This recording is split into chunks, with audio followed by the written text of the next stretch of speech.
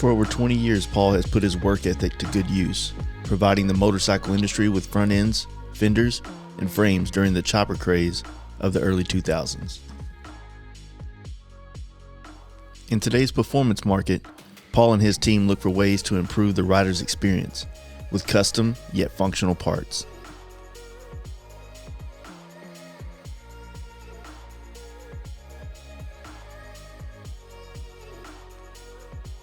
Paul relies on his son Sam, who runs most of the day-to-day operations.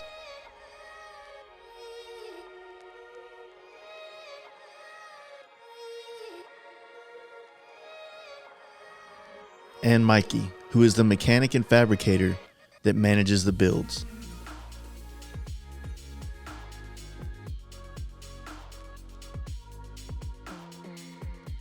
The St. Louis D-rake style is prevalent here at Bare Knuckle Performance, on bikes ranging from Paul's Knucklehead chopper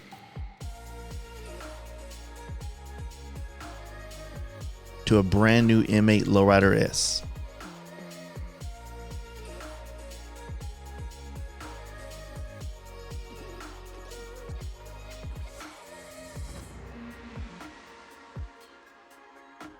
From shovelheads, FXRs to performance baggers, the Bare Knuckle team is all about quality, American-made products.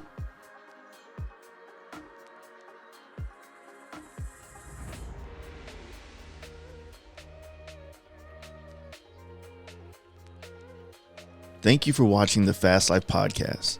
Now let's get into this episode with Paul, Sam, and Mikey of Bare Knuckle Performance.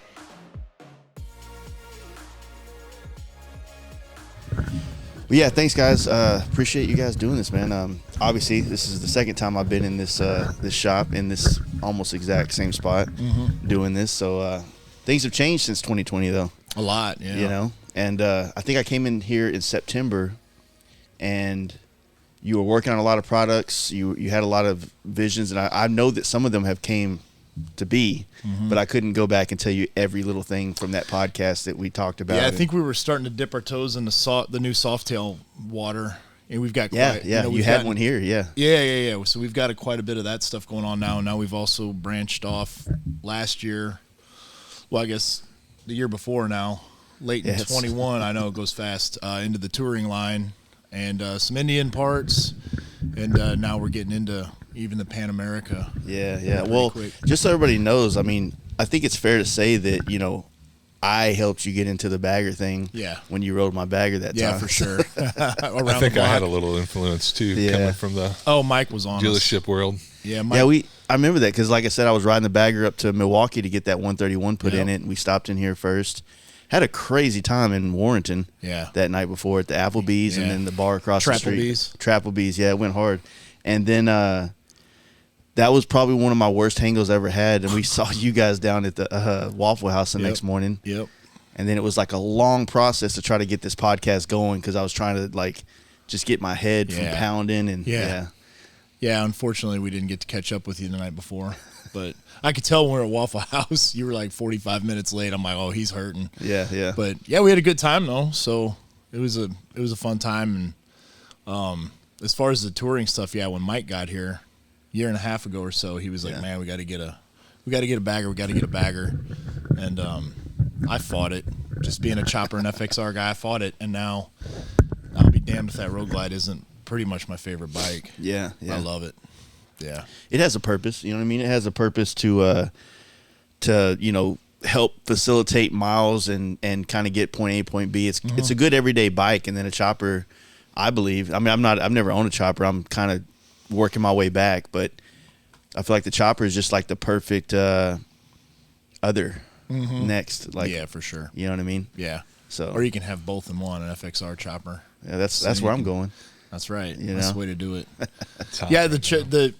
I'll ride my FXR chopper and I think it's my favorite bike, and then I ride that Road Glide and I think it's my favorite bike. They're two very, very different handling bikes, but they both handle insanely well. Yeah. If that makes sense, you know, you have to act different when you're on the bike because the bike's going to react. You know, the FXR reacts super sharp. Yeah, it's very nimble. And the touring bike, that chassis just really, man, it just hugs. It's like it's on rails. Yeah. So you have to push a little harder to get it to do what it wants to do, but it just feels like it owns the road better. Yeah, it's a. I always like to look at it like this: like the bagger's good, but it's a big bike, and sometimes I just want a skinny bike to get to rip around on. Yep. Just local stuff, maybe a short little trip around town or a little bit out into the country kind of vibe. You know what I'm saying? So we run our bag system on ours. So if I'm around town, like if I'm not, the bags are never on it. Yeah, So it just looks almost like an FXR with a Road Glide because we got Steve's side covers on it. Yeah. And it just looks like an FXR with a Road Glide fairing, really, to the untrained eye. Yeah, FXR division struts. And When we used did that whole setup, man, those guys. I'm gonna tell you what, that's probably the nicest. And we used to make fenders. We've made thousands of fenders over the years, and that was the nicest fender I've ever had my hands on. Nice. Insanely nice. Steel, right? It's out of steel. Yeah, heavy steel too. Like heavier than stock, wasn't it, Mike? Yeah. Yeah, it's heavier for than sure. like a good bit heavier. It's so nice. You couldn't hurt. You couldn't damage it at all. And the struts are really cool too. All your stock docking hardware and all that stuff works. And they look better. It's cool stuff. Does. It's just a good alternative or additive that people can kind of go different routes with dialing in their bike, getting it to look different than everyone else's. And like I said, it's still got functionality to it, so that's always good. Yeah. So we literally never have the bags on there unless I'm going out of town. So they probably haven't been on there in 4 or 5 months. And it looks good. It looks good. No doubt. You nervous yet? No, I'm kidding. Okay. Now he is. Yeah, since you asked. Mike doesn't get nervous. Well, so you came here a year and a half ago. Like, what was how was that for you? Like, were you looking for some kind of change yourself, and this like facilitated that? Like, how did this all come together with you two? For sure, I was 20 years in a dealer, and had been doing a lot of fabrication and stuff on the side, and actually knew of Paul back in, when he started 04, 05, when I was working in a dealership that is past here in Columbia, Missouri, and would drive back to see my parents, and he had the shop on I-70 there. I was always intrigued, and he was in the horse and all that stuff, and kind of knew who he was, and actually saw him at a restaurant. I think I've told him this before, and I was in town, and I worked at a pizza place in Columbia, and he was walking in with Sam and going into the pizza place, or we were coming out. I was like, oh, that's Paul. That's the first time I'd actually seen him in person. Flash forward 20 years. Yeah. And almost, 15, 20 years, and we had become friends and acquaintances and talked about, we had mutual interests, as far as where we wanted to be and what we wanted to do. And he put a post up on Instagram. I'm like, dude, are you serious? Because I'm kind of thinking about leaving the dealership. Yeah. I, reached my peak, if you will, and I'm not. I like the Pan Am stuff. I like all the new stuff, but Harley's changed a little bit, and I think my skill set lends itself to twin cam, M8, Evo, all the earlier stuff. And I mean, you're in a dealership, and early twin cams, people are like scared of early fuel injection. Dude, that was still is my. It's crazy that's like it's taken that. It's become that now. Like the twin cam's a new Evo kind of thing. That was what I cut my teeth on. That's what I enjoy, and doing twin cam swaps and FXRs and all that stuff. And so, anyways, Paul and I talked, and I think it's worked out pretty well. That's past good. year and a half. Yeah. To be fair, I did have to ask him a couple times to work for us. Yeah. I'd come at him a couple times. I mean, being in the dealership for essentially 20 years, from what you were saying, I mean, like you're essentially kind of ushering in. You came in right when the twin cam was kind of like becoming the M8 of what now is, right? Basically, right. Yeah, for sure.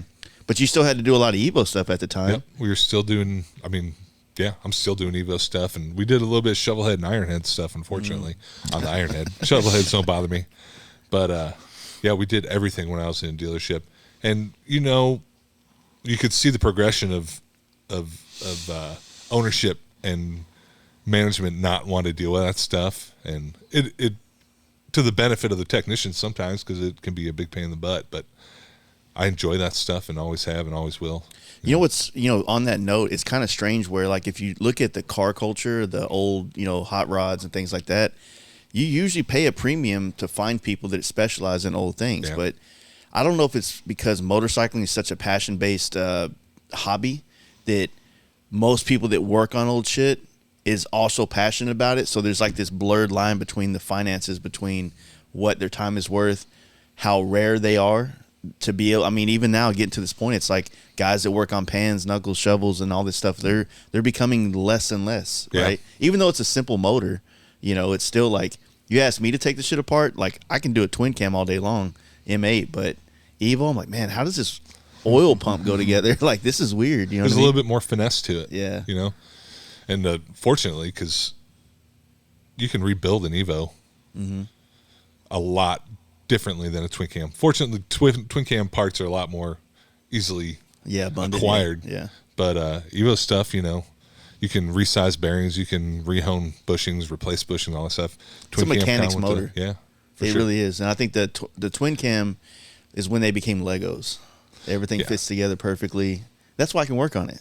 And I'm a painter, so it's like, you know what I mean? There's still a little bit of finesse to them. Yeah. They're not as easy as some people. Some people think they're easy, and it costs them in the end. First couple of cams I ever did in my life, I didn't know anything about checking run out. Yeah. I'm just like, yeah, fucking give me that cam chest. Let's go. Send it. Nah, I got lucky, but then I met like a real mechanic, and I'm like, what? Wait, what? You got to do what? It does that? You know what I'm saying? I blew my mind. You know what I mean? And then invested in tools. He's hating that right now. He's like, what the fuck? No. Well, it's because we've ran into it recently. A bunch of it. Yeah, a lot of it. Evo stuff, which is kind of funny. But yeah, when I started on twin cams, you didn't have that problem. It's crazy how well built the 99 to 01 bottom ends are.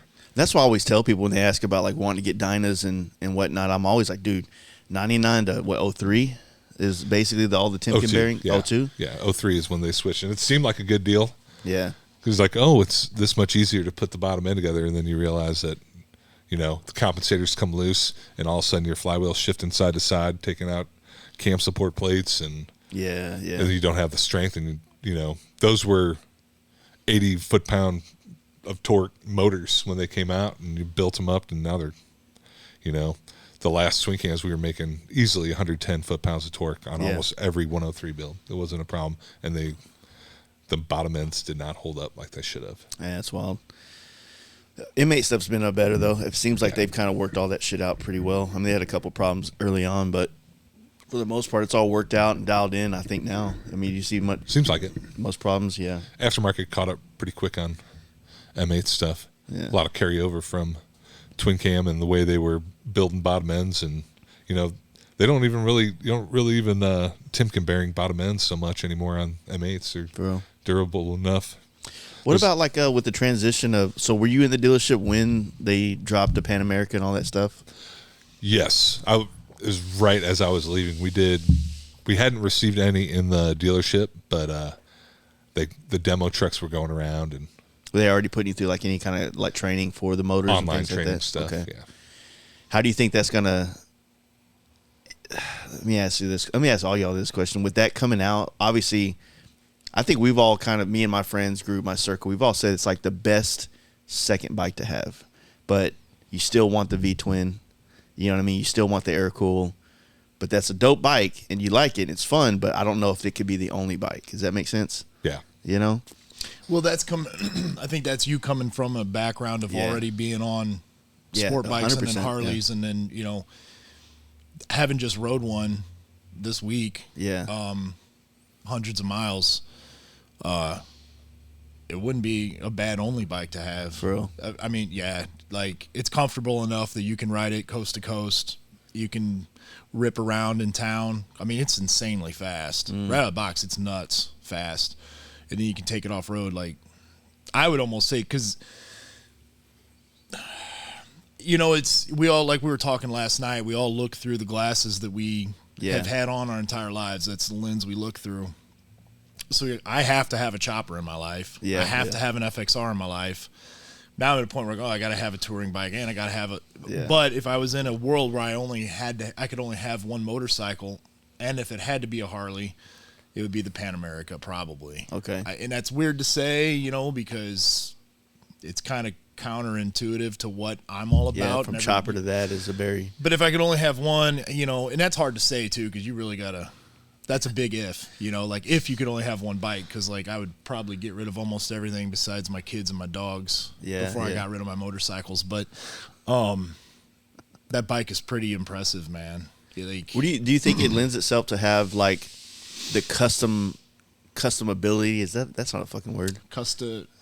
Sure. Yeah, you know where we're going. Customizability.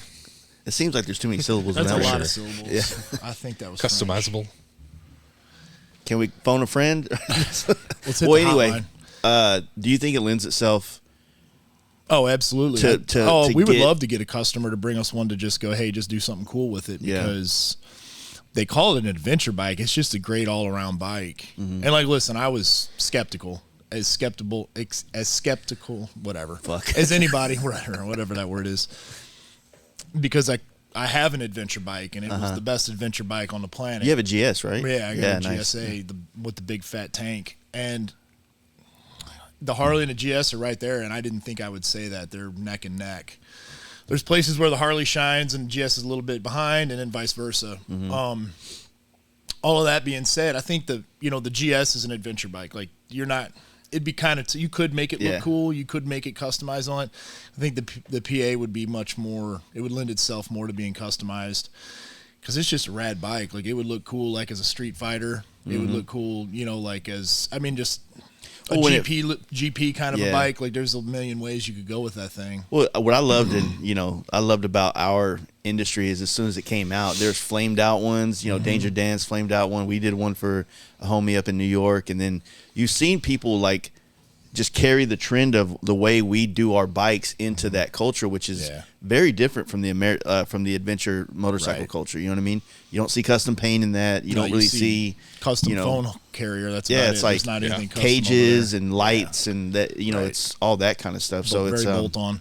Yeah, and but I was just wondering, like, with also like performance upgrades motor wise, like if it's gonna be able to have. I mean, obviously you don't need that much. But I wonder if we're just all kind of ingrained to always feel like we have to change it from stock and we need more on it. Yeah, I think that's to make it different. We are. Yeah, that's like the number one thing you want to do. Like Mike was talking a minute ago, 110 foot-pounds out of a twin cam 10 years ago, you were getting quite a bit of respect, and now it's like you're not even like you're a mile behind the rest of us. Yep. And now like you got 150 horsepower bike right out of the box, and everybody's like, well, how can you make it faster? And it's like, man, when is this going to end? Drop a cam in an M8 and you're over 130 easily. Yep. Crazy. So, it's just a different world now. We talk about, you guys were talking a minute ago about early twin cams like they were panheads or something, like like nobody knows how to work on them and stuff. I remember we were blown away when we heard dealerships wouldn't work on shovel heads, and then you're really blown away when they won't work on Evos, and now they don't want to touch twin cams. It's crazy. I guess it's just a sign of how old we're getting too, though. Yeah, I mean, I remember talking to some people, especially through the years of doing this podcast, and they talked about how, like, at MMI, like, it's almost like the dealerships are making these bikes more, I don't know the word I'm looking for, but just making it to where, like, the kids can learn how to do the stuff to get it in and out, and it's, like, all modular. Quick lube. Yeah. Quick lube, and then, like, all the accessory stuff is bolt-on, and, it was like that with twin cam stuff too, to a certain degree, but it's even harder now. But I think it's the quality of people coming out of MMI now too. Well, maybe it's the quality of MMI, and I'm an MMI graduate. Mm-hmm. It was the best thing I ever did in my life. But the kids we were seeing come out, that just the expectation was put that it would be changing oil and bolting stuff on, and it's a pretty big difference between actually being in a dealership and dealing with everyday problems and what they were teaching. Yeah. And the expectation they put to the graduate on what they would be doing and how easy stuff was. And yeah, I mean, those schools are always designed to, like, not to talk bad about them, but like you said, it's a good thing for you. But it's like anything. Anything can be good for you depending on, like, your mindset going into it, right? So if you go to that school just assuming that all I got to do is graduate here and then my life is set, then you're fucked, right? Yeah. But if you go in there with this mindset, like, this will give me the credentials I need to get the sit downs I need to get the opportunity I want, right? So it's kind of I wish they would say that in the school because it's a harder sell. For sure. You get out what you put in. Yeah. Well, there were absolutely students like that when I was there, but I think, I haven't been there lately, so I don't know how bad it is, but I think they all start off good, you know, but like I said, I graduated in 01, and I just remember the whole push to college was just about, you know, hey, you can make $35,000 a year if you do this path, and it's like that was like a misleading concept of like growth and like the real struggles of being an adult. You know what I'm saying? So it's like it's not that paved, you know. Not at all. No. So I don't know. That was a crazy one. We've had a lot of people that's listened to this podcast over this last 5 years and actually decided to go to MMI and graduated and, you know, things like that. So it's following up on them and finding out where they've kind of taken it. Some of them are in dealerships. Some of them are not even in the motorcycle industry at all, you know. So, well, I think each individual, just like any walk of life, each individual is going to be different. He didn't go to college. He's never going to need it. His sister went to college, and that's going to help her. Like, that's going to open up a lot of doors. Yeah. She wouldn't. I didn't go to MMI. I didn't need it. He probably didn't need it, but it definitely gave him a hell of a foundation. Yeah, for the dealership model. Yeah, you know, I've been around a lot of motorcycle guys, and that dude knows more about motorcycles than anybody I've ever met. Yeah, 100%. I mean, and that's not just MMI. That's also his years, just experience. You know, like he's got a lot of experience. Well, the other concept of like people and, you know, maybe not leaning into, which I guess we talk about a lot on here too, but I guess it's probably hard for people to figure out where to get a foot in the door as like apprenticeships. It's like one of those situations where I think that a lot of us as far as shops have had people reach out, but they're never consistent. They're never really dedicated. They have no problem spending money to go to school and not make money while they're there all day, but actually going to work somewhere and not make money, it just doesn't process well with them. You know what I mean? Expecting $30 an hour as soon as they graduate or as soon as they get in a shop, and I was making, I think $8.50 or $9 an hour as a tech my first year. It was I progressed quickly because of my situation, but I didn't expect $25 an hour.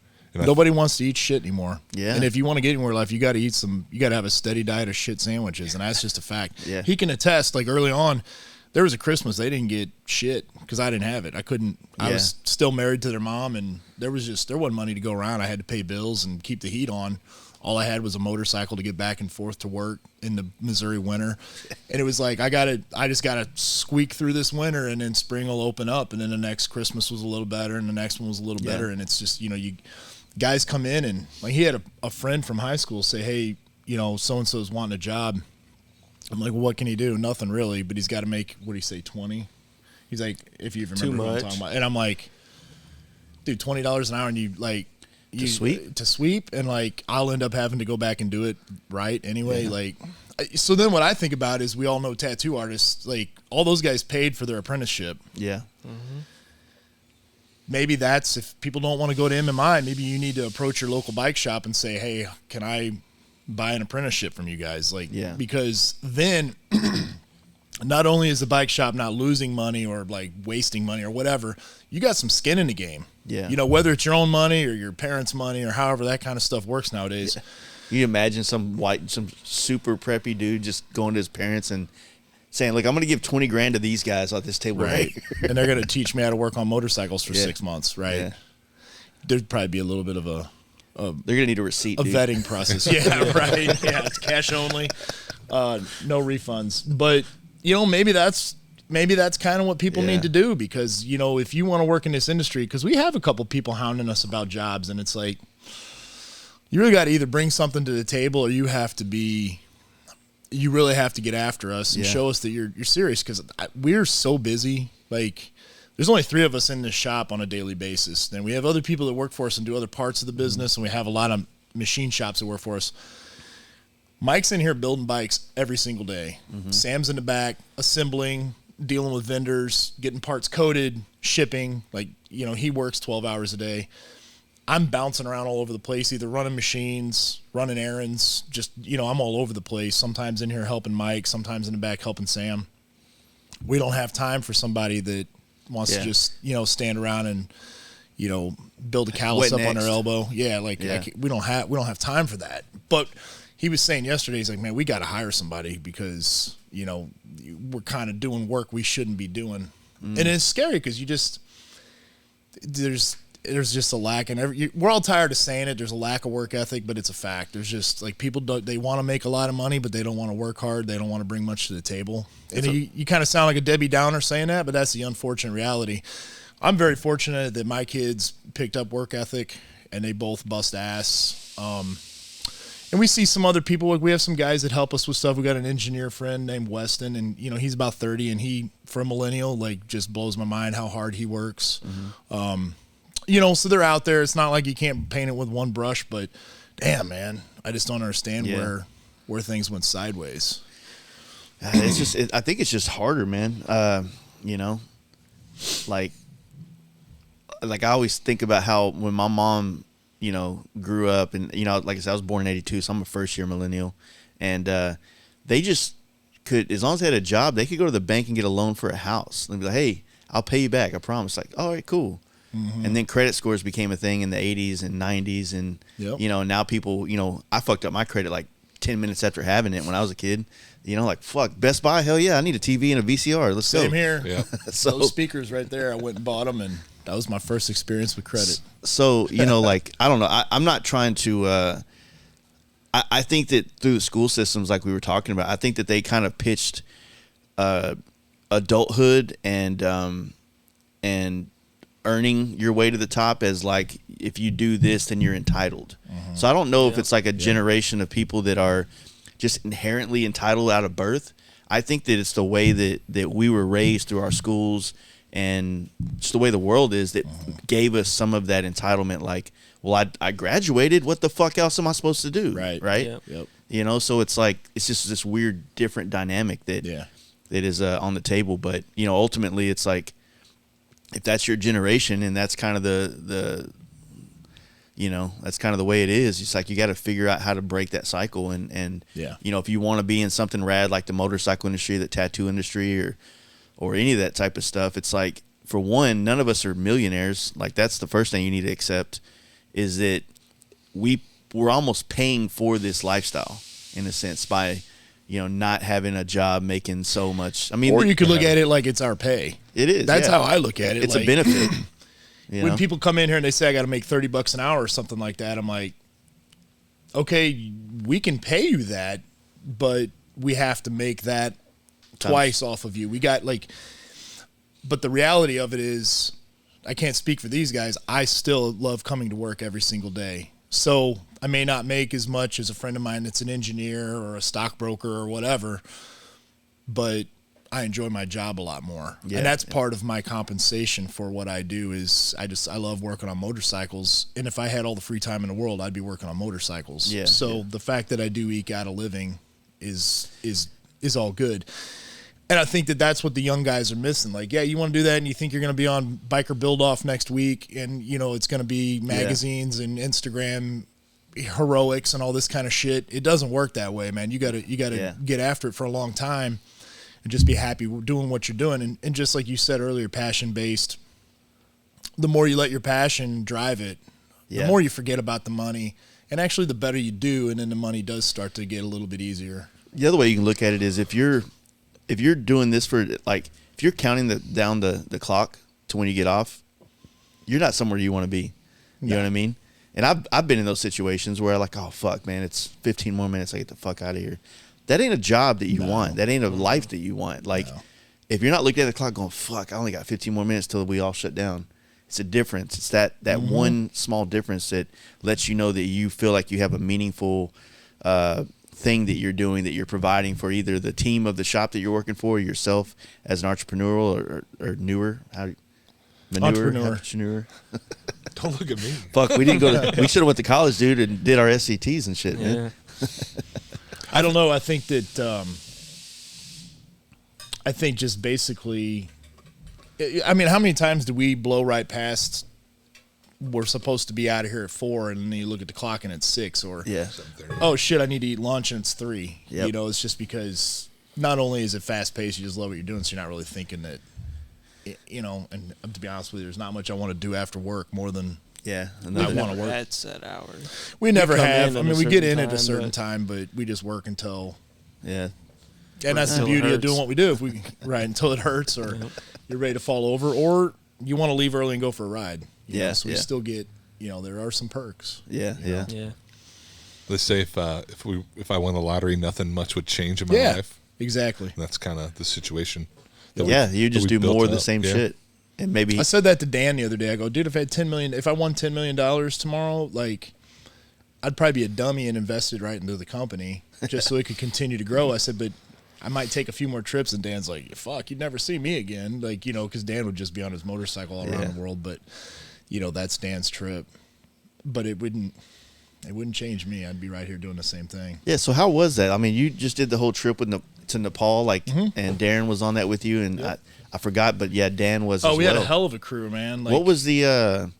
Yeah, run me through that, man. Like, So- tell me about that. It was cool because Bobby from Indian Larry was kind of the hub. Everybody knew Bobby, you know. So like it was me and Dan and Darren, and then I knew Brian Helm, who's a photographer from Canada but lives in New Badass, York. yeah. Oh, he's such a Yeah. great, just an amazing human being. I And just then- listened to Dan's podcast With him? That's a on great- the way up to Iowa the other day, and I was like blown away. I've been following the guy for years, love his work, and you know, One of the whatnot. nicest people Yeah. you'll ever meet. Absolutely. Good dude. Super Yeah. dude. And then PJ and Class are both from New York. I'd met PJ. I'd never met Class. So they're actually graffiti writers Nice. from New York. And PJ's one of the most well-known. I'll show you some videos later about PJ, dude. He's something else. Nice. So I think there was 7 of us all together that were kind of there was 15 of us on the trip, and like 7 of us all knew each other. So it was just super, super cool. Got there a few days early. We did a little bit of the local touristy kind of stuff, and just like the place is insanely weird. Like Yeah. it's cool. How small were the people compared to you? Small. You could fit a couple of them inside of me, I think. Circus freaks. Yeah, right. Yeah, I definitely, between me having a handful of tattoos in my size and then Darren being with me with the full head tattoos and face tattoos and Yeah. everything, yeah, we got, Stairs. I mean, yeah, people thought we were like pro wrestlers and like, okay, yeah, it was pretty wild. Like we had to take I a lot would of have thought pro pictures. wrestlers, but that fits the bill. Yeah. Made sense, right? Yeah. The boisterous New York guys too. I'm sure. Oh, yeah, dude. And just, attracted the crowd. Bobby just talking shit at everybody that passed by, not in a mean way, just like, Just that's the New York way. Yeah. And then the other two just Heckle and Jekyll, throwing in, and yeah, dude, it was funny. Chicken feet. Yeah, we have some stories from that, man. It was pretty wild. PJ had an issue with some of the food at one point, and that was pretty comical. He got mad that we were eating chicken necks and chicken feet. So you went there right after Born Free Texas, right? I came home and I was here like 2 days and then took off. I remember, yeah. 'Cause Yeah. we were talking at Born Free, and you said you were about to head out on that, and Yeah. because I done Dan's podcast like a couple weeks before, and he said they were going, y'all were going out. So Yep. how was it riding through? Just It you was went through the amazing. Nepal, right? Yeah, Did it that was in one? Nepal, and so the bikes were little, so that was a little Yeah. bit difficult for me. Just the bikes being so small, because you ride standing up a lot, so I really had to jack my bars forward and stuff. But the bikes really ate the road up; they were pretty good. Little Royal Enfield, they called it like an adventure bike or it's a Royal Enfield Himalaya or Himalayan. But I did smack into the front end of a truck, and the bike did not eat that up well. So I got a different bike after that. Yeah, it was pretty crazy how that happened, but I survived it, and I was back on the bike the next day. It's just wild because you're basically in jungle. For real? Yeah, it's like jungle, monkeys everywhere. And the second day, I think, yeah, we got in the most ramshackle canoe you could ever imagine. It's a dugout canoe. It's a big log that they dug the middle out of, and they put 8 or 10 fat Americans in it. And there's about an inch or two of water, like from the side to the water, you got about an inch or two. And you just kind of barely, like the guy's pushing it with a stick, and you're going past crocodile after crocodile after crocodile after crocodile. Then we get to the bank, and one of our boats unloads, and Dan's boat hadn't unloaded yet, but me and Darren were up on the bank, and like a 2-year-old elephant comes down within arm's reach, and we're like, oh shit, he's gonna attack that boat, and he just goes down there and gets a drink, like within arm's reach. I got video of it. It's insane. That's wild. Like like, a 2-year-old elephant's not a small elephant. Yeah. This is a big fucking animal. And, you know, it's like, so the day before, 2 days before, Dan dared me to smack the ass of a monkey, which I did, and I had a whole crew of monkeys come after me for it. So Dan's down there right next to that elephant. I said the same thing. I said, "There's a hair on your ass if you don't smack that elephant." And you can just watch him in the video. He's thinking about it, and he's like, "Dude, I couldn't do it." But he was that close, just right next to a big damn elephant. It's got to be weird feeling like you're just like riding motorcycles through a fucking zoo, basically. It is, and it's like you're so used to America where you have to be bubble wrapped for your own protection, and like out there, it's just like. Dude, anything goes, let's man. Be real. If we were out there, we'd be different people for sure. Oh yeah, for sure. You know? Yeah. Like another person dies from a fucking baby monkey attack today and shit like that. Right. You know? Yeah. And the guide tells us, he's like, "Don't touch the monkeys," and I'm like, I said it. I'm like, well, now we have to touch the monkeys. If you hadn't said it, you know, we wouldn't have thought it. And then, you know, so immediately we're all fucking with the monkeys. But so yeah, it's like you're in that kind of jungle. And then like 6 hours later, you're in snow-capped, like the most rugged, insane mountains. Like we got stuck on a trail behind a bus, and it's like you see on the YouTube videos where the bus is wiggling back and forth and bouncing around. You're like, dude, it's gonna fall off of this mountain. It's that tight. It was so tight that the bus got trapped because somebody else was coming from the other way, and they were arguing about who could go and who couldn't. We couldn't get our bikes past on either side. Yeah. He was so close to the rocks on one side, and there was no shoulder on the other side. We couldn't get past. And then a couple days later, we find out on that same stretch of road, a bus fell off and killed like 18 people. Wow. Same spot. Yeah. So it's pretty crazy. And we did all the like suspension bridges. We crossed all those. And if you saw the video, Darren, I got on the back of Darren's bike and crossed one of them. I was sitting up higher than the safety cable or whatever it is, the railing. Yeah. So to speak. What's it like riding a bike on something like that? You know, like a suspension. Was it not. Still like tension, or was it? Yeah, but dipped? it's like when you get to the end, you're going uphill. Okay. When you're on the, you know, you're going downhill, and you know, because it does droop. I didn't even think about it. It didn't even cross my mind that it would be any kind of scary. And Darren had like a major thing about it. For real. And so he did the first couple of them. And he's like, "Oh, I'm glad I conquered that fear." You know, I'm like, "Yeah, cool, man." And then there was the last one. He's like, "I got to do this one because it's like the longest and highest. I think it's the longest and highest in the world, or it was like 1,100 feet long and 400 some feet above the water." And he's like, "You gonna go?" And I'm like, "Nah, I'm good. I'm gonna walk out there and look at stuff." And I'm like, "I would ride with you though." And he's like, "Hop on." So I just hopped on. Wow. And yeah, it was pretty cool. I'm glad we did that. But yeah, so we went to the end of the road, basically. We got as high up into the Himalayas as the road would take us. So does it go up to like basically like the Himalayan base camp kind of situation, or is that even higher? That's even higher. Okay. So we flew past that. We did like a charter plane, like a prop plane, and we flew past it. And then Darren and Brian took a helicopter ride up there. Nice. To base camp, and got to walk around, and like you're only there for a couple minutes because there's so little oxygen. You can't be there for long. So then the helicopter came back and grabbed them and took them back down. Wow. But we were actually on the Annapurna circuit, which is to the west. So it's a lot of really, really big mountains, but Everest is further to the east. Okay.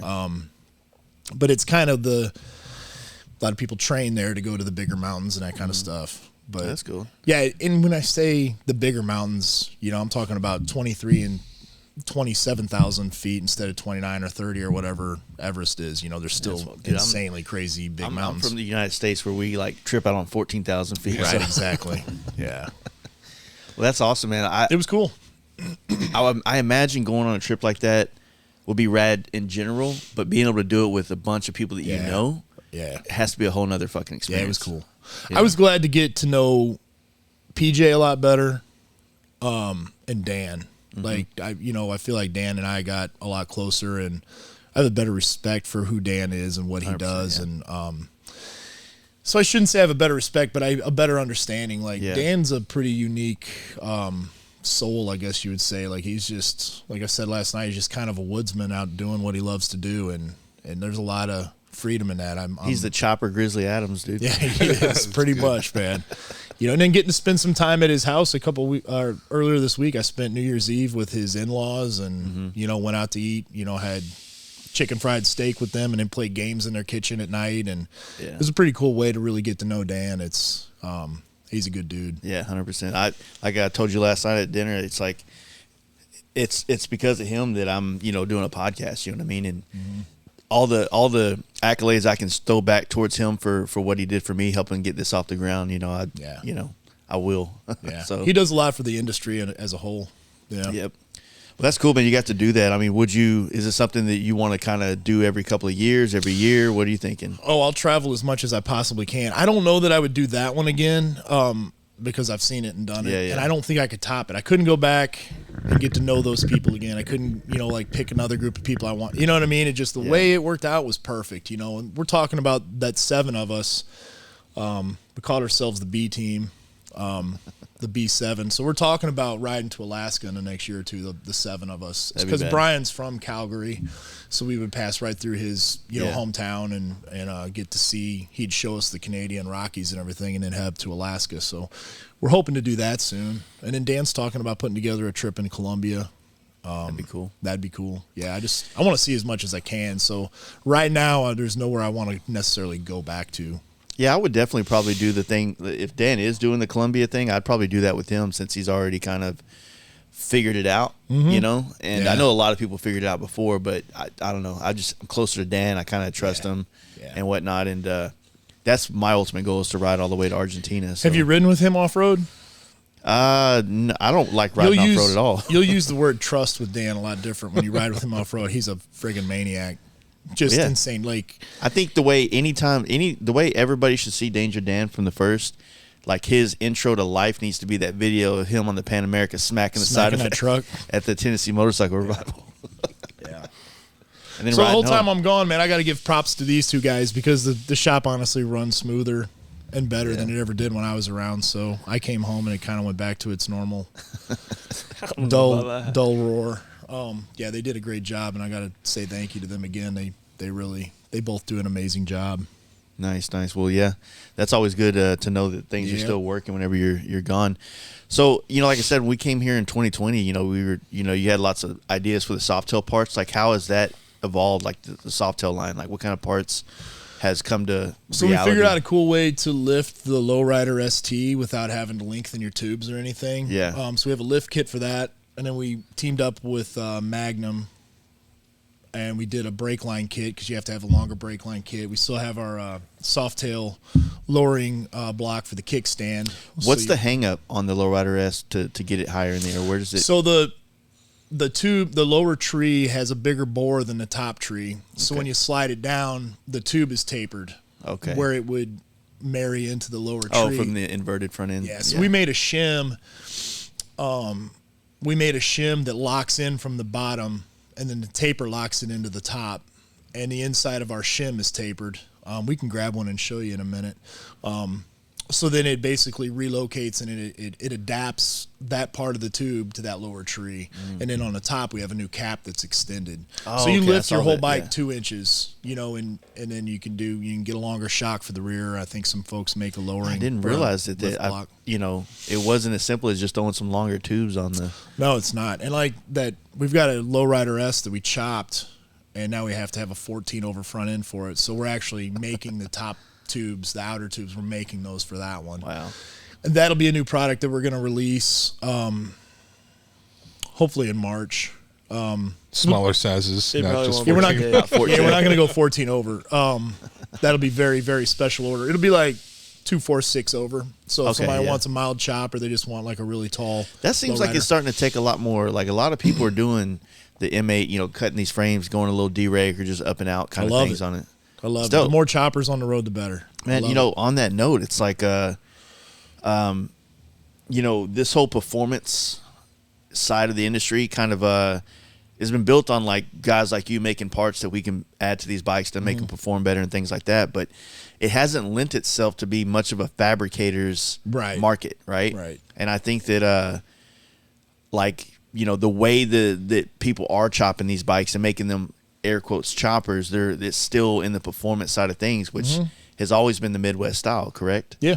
So, yeah, actually having like dual front brakes on a chopper on a wide glide or something like the old guys would do. Yeah, it's still definitely a New York vibe too, but like specifically like the, I've always felt like the New York thing. I don't know. I mean, I'm very ignorant to all that stuff, but like the tough chopper kind of look. I feel like it's kind of like the Iowa and all the way east kind of vibe. You know what I'm saying? So Sure. Yeah, I would agree. Definitely. I mean, you definitely see plenty of bikes around here with no front brake, but like, so maybe in New York you're going to see the same front end, but in Missouri it's going to be a lot taller. Yeah. You know, so you got the same dual front brakes and the same, tough guy look and all that. It's just going to be a lot taller here, just for whatever reason. However, that was born, or who had that idea to make those frames really tall. But the bikes are quite similar to what you're going to find in, like dual plug 93-inch shovel heads and, just all the cool guy stuff. But the bikes are just taller here. Yeah, so when you did your FXR, like, what made you want to go the whole, like, up and D-rate kind of vibe, on it? Because I knew that it would handle amazing, and I had parts laying around for a really cool chopper, and then I had parts. Well, actually, I had a really nice 93 FXR, and somebody crashed it. Story always comes up.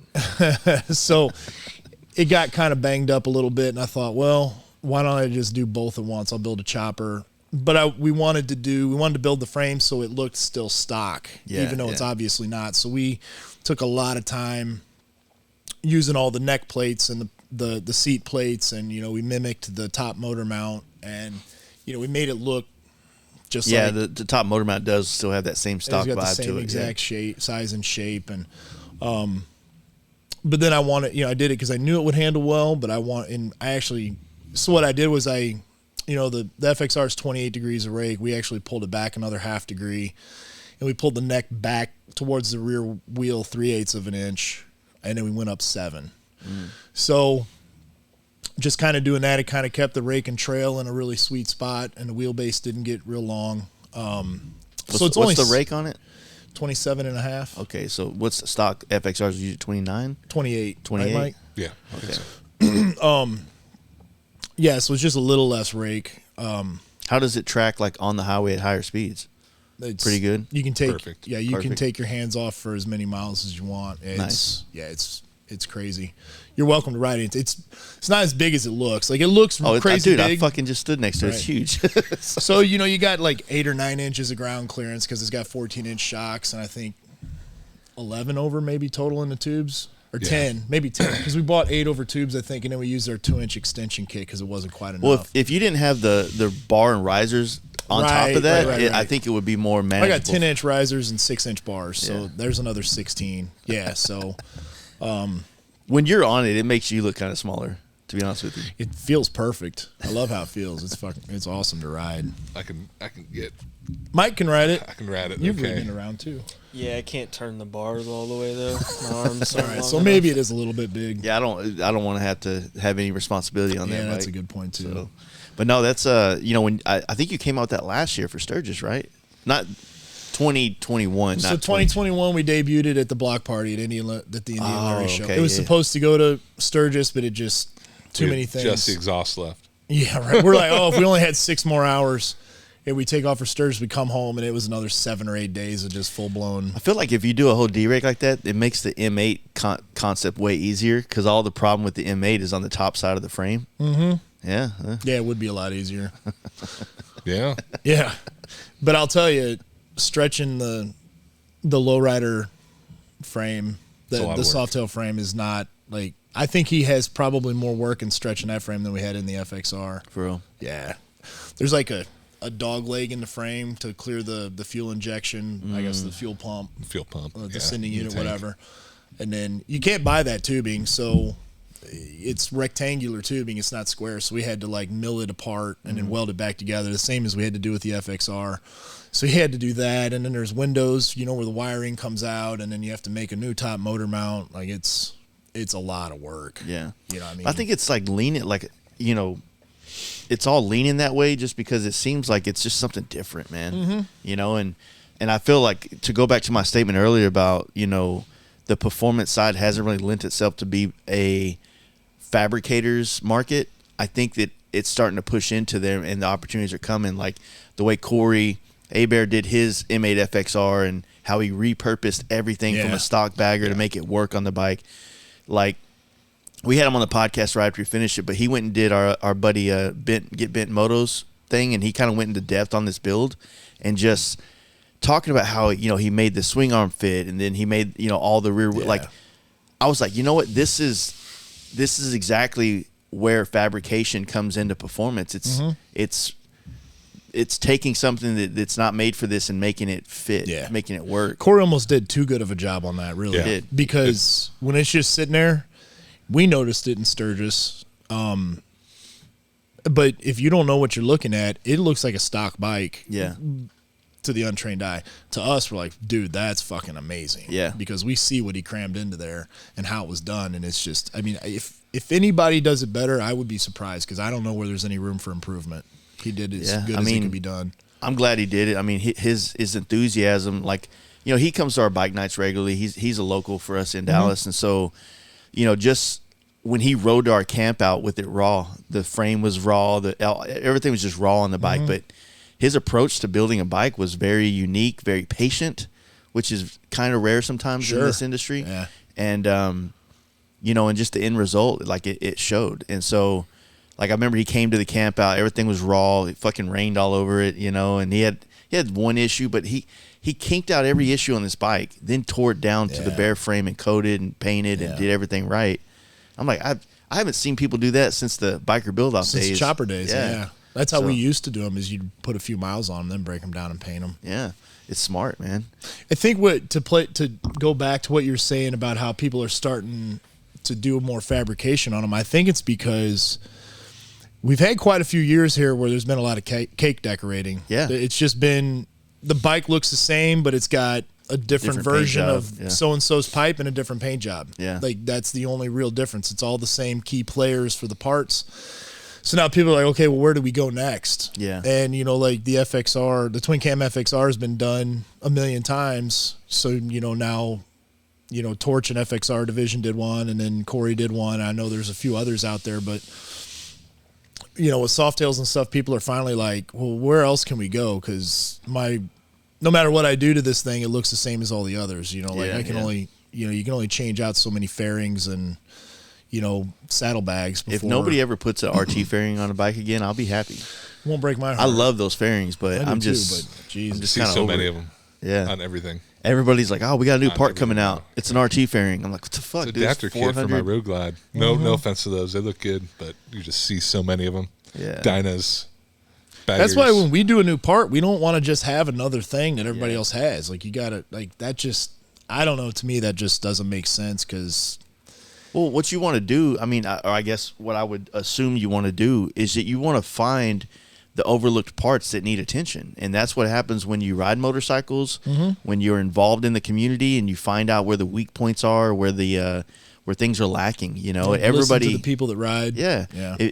Obviously there's certain parts that become kind of like, you know, like I would say risers are a type of product that almost every brand that's going to be in the parts game should have their version, right? Yeah, there's a lot out there, but it's also like it's kind of like that's a very visible part on the bike. So, you know, if you want to go the bare knuckle route or the Speed Kings route or something, like, you have a style, right? Yeah. But then when you get onto these like nook and cranny bolts, you got to find a way to make it better. And you've done that with like even these axle kits, which just bring a little bit of color and life and less of that raw fucking stock look to it. Oh, it's so rough when you see a bike that's built to the nines and it's got the stock zinc plated axles, and it's just like you know, obviously Ness sponsors this podcast and whatnot. They've got like the front fork lowers that come with like kind of hidden axles and whatnot. But not everybody's going to go that route, right? So you want to be able to put a clean, good-looking axle that doesn't like have a Kuryakin kind of vibe to it. You know what I mean? Yeah. And so that's why I felt like, and you did it for all the Dynas, all the FXRs, the baggers, and it kind of created a custom part to beautify it. So we did a couple things. Yeah, it makes it prettier because it's you know, it's polished as, I mean, it looks like chrome, but it's all the material we use, 17-4 stainless. We took a lot of trial and error finding the perfect heat treating to get it to just the right hardness. It's an amazing material. It's not easy to work in, but once you figure it out, it's not bad. So it's stronger than chromoly. If you don't bang it up, It will not tarnish or, lose its luster. It stays beautiful forever. But also just kind of the design we came up with, instead of having a hex on one end, having the hole through it, it minimizes the amount of tools you need in your tool bag because you're not going to need, what are they, inch and an eighth or something like that. Just depending on what year, your axle's an inch on one side and an inch and an eighth or whatever it is. I don't know off the top of my head. Well, now we've got, a 12-point smaller head on one end. Yeah. And then you got the other end, you just stick a screwdriver through it, and you can change your tire out there on the road, and you don't have to have two big wrenches or two big sockets in your tool bag. So that's not a big problem for most people that ride because not everybody's changing a tire on the side of the road. But, it's just kind of trying to, streamline and make everything better, not just put out an axle. Even if you're in a shop and you're on a lift and you're putting it off, it's just easy to grab a Phillips or a flathead and shove it in there. Or whatever, and So, and it looks unique. It's got a slick look. It just, if you could 12-point the world, that'd be good. I'm not against it. It's getting there. Yeah, and we were actually using another manufacturer for the nuts at the beginning, the bigger ones, like for the 25 millimeter and 1 inch axles, and their material was not correct. So then we went in, we designed our own nut. It's out of the same material, 17.4, so it can withstand the torque. So we had a lot of problems with those screwing up and galling at the beginning. So we designed our own and made it out of our own material. And in my opinion, our nut looks better than their nut. So at the end of the day, some nice nuts. Win-win, yeah. So as you kind of we're going down the soft tail line and creating parts for it, getting it up in the air, that's one thing. And people already have kits to kind of get the back end up, but I think there's a limitation, right, on those as far as how far they can go. Yeah, I think there's clearance issues on what starts to hit with the stock swing arm. I'm not sure about aftermarket. Who's doing aftermarket? Is it Speed Merchant? Speed Merchant. Speed Merchant. Or is it Alloy Art? I don't know if Alloy Art does one or not. I think Alloy Art cuts it, but I don't know if it's a Speed Merchant or. I know Speed Merchant has them. That's the one we've used. Okay, we've only used theirs. I've seen other people. I think Track's going to make one or has one. I don't know, but I've never used it. Yeah. But I know when you do jack it up in air a bit, you can run into actually swing arm to frame interference, and of course, the higher you go, the closer your chain or belt gets to the primary. Yeah. Just like on the touring bikes. Yep. Apparently, they do a little inner primary fix, cut off a tab or something, and then re-weld it up. One of the bolt holes. Yeah. But Steve just cut his off on his race bike, didn't he? And sealed it up. Gone. Yeah. But he's running crazy high suspension stuff. Well, good thing he's tall though. Yeah. He even with his fucking goofy elevated seat. Yeah. I kind of dig it. It's it's got airflow going with it. Yeah, right. Yeah, he's something. It's good, man. So, other than that, as far as the touring situation is going, what have you kind of started to bring to the table for the touring market? Well, so where we started with that, we spent the whole year proving out a few things. I did a triple tree setup, and I'm glad I didn't take that one to market because I figured out while riding it an easier way to manufacture it. So it'll be a little bit slicker, but it'll be a replacement top triple tree where you can actually angle your risers either forward or back by just popping out a couple of, basically where the risers go onto the tree. Okay. You can pop that out and they can either angle forward a certain degree or backward depending on how you put them in. So we've got that. And then probably the biggest thing that we've been the happiest with and we've gotten the most satisfaction from customers is our fork brace. So the thing about a touring slider is they're cast and they're not perfectly shaped. Yeah. And, they're using multiple molds. So between mold shift. So you're talking about the lowers? Yeah. Okay, yeah. So for one thing, they're not round. They're oval or it's like an ellipse. Yeah. And no two are identical because just the way they're machined, and then you've got multiple patterns, it's not like they're just making a set at a time. They're doing, hundreds of them at a time. They're pouring hundreds of a time. Then they come out and they get machined. The core can shift, just depends on how it's put into the fixture when it's machined. Yeah. They're never the same. So what we do is we bring them in and we find the center where the tube goes in. We've got a plug that goes in there for our machine, and then we put a live center on the other end, and we machine the top of that to make it perfectly round.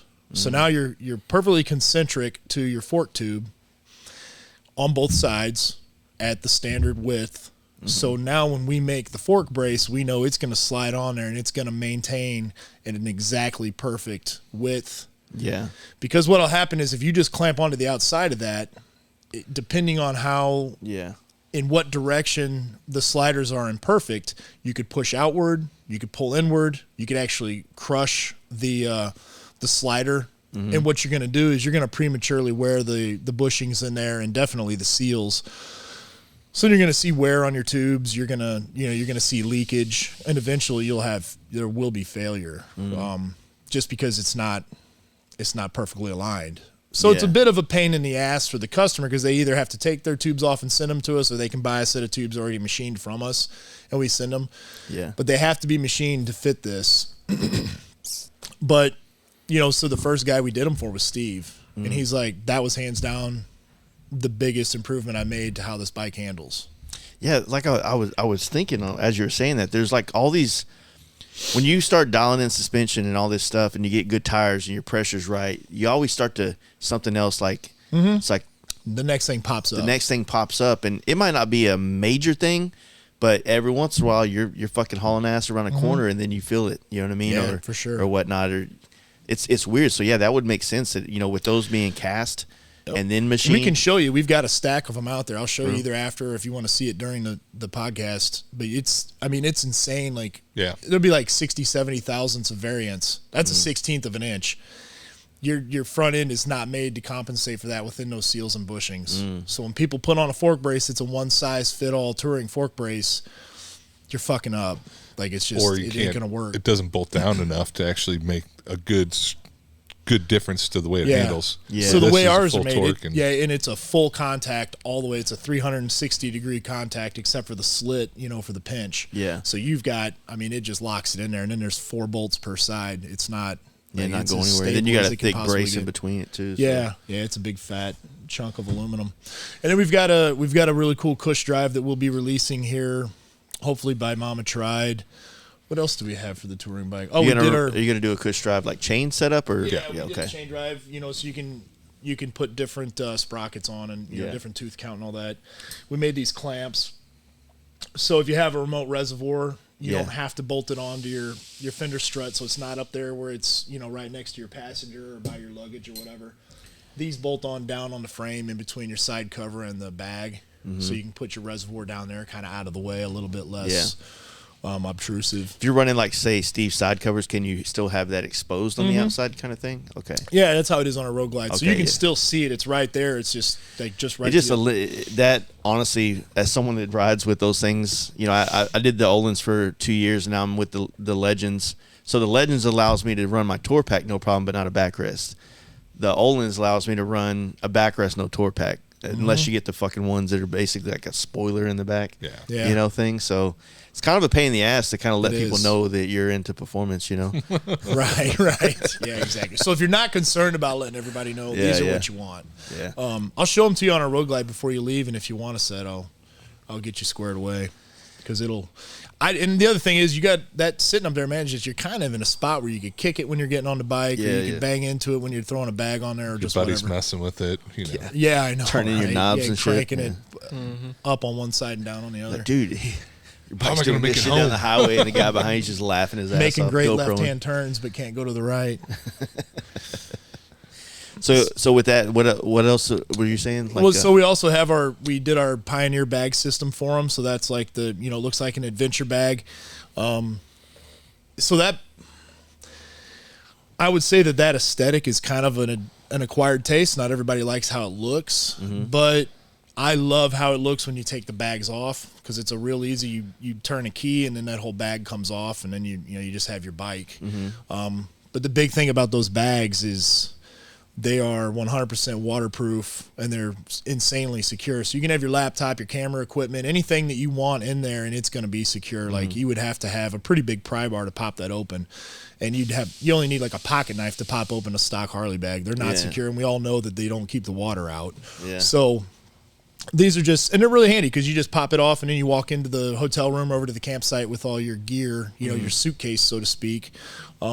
So that one has been actually done really well for us. We did brake rotors front and rear. What else do we have? Axles. Axles, of course. Yeah, we did axles. We've got our axle lock kit. Okay, so the yeah. axle lock kit is kind of a cool thing where instead of having to tie your axle nut to your the shock shock, mount, we have a series of like, have you seen it? It's like crescent moon shapes. So you can use them to, it basically makes your axle a static.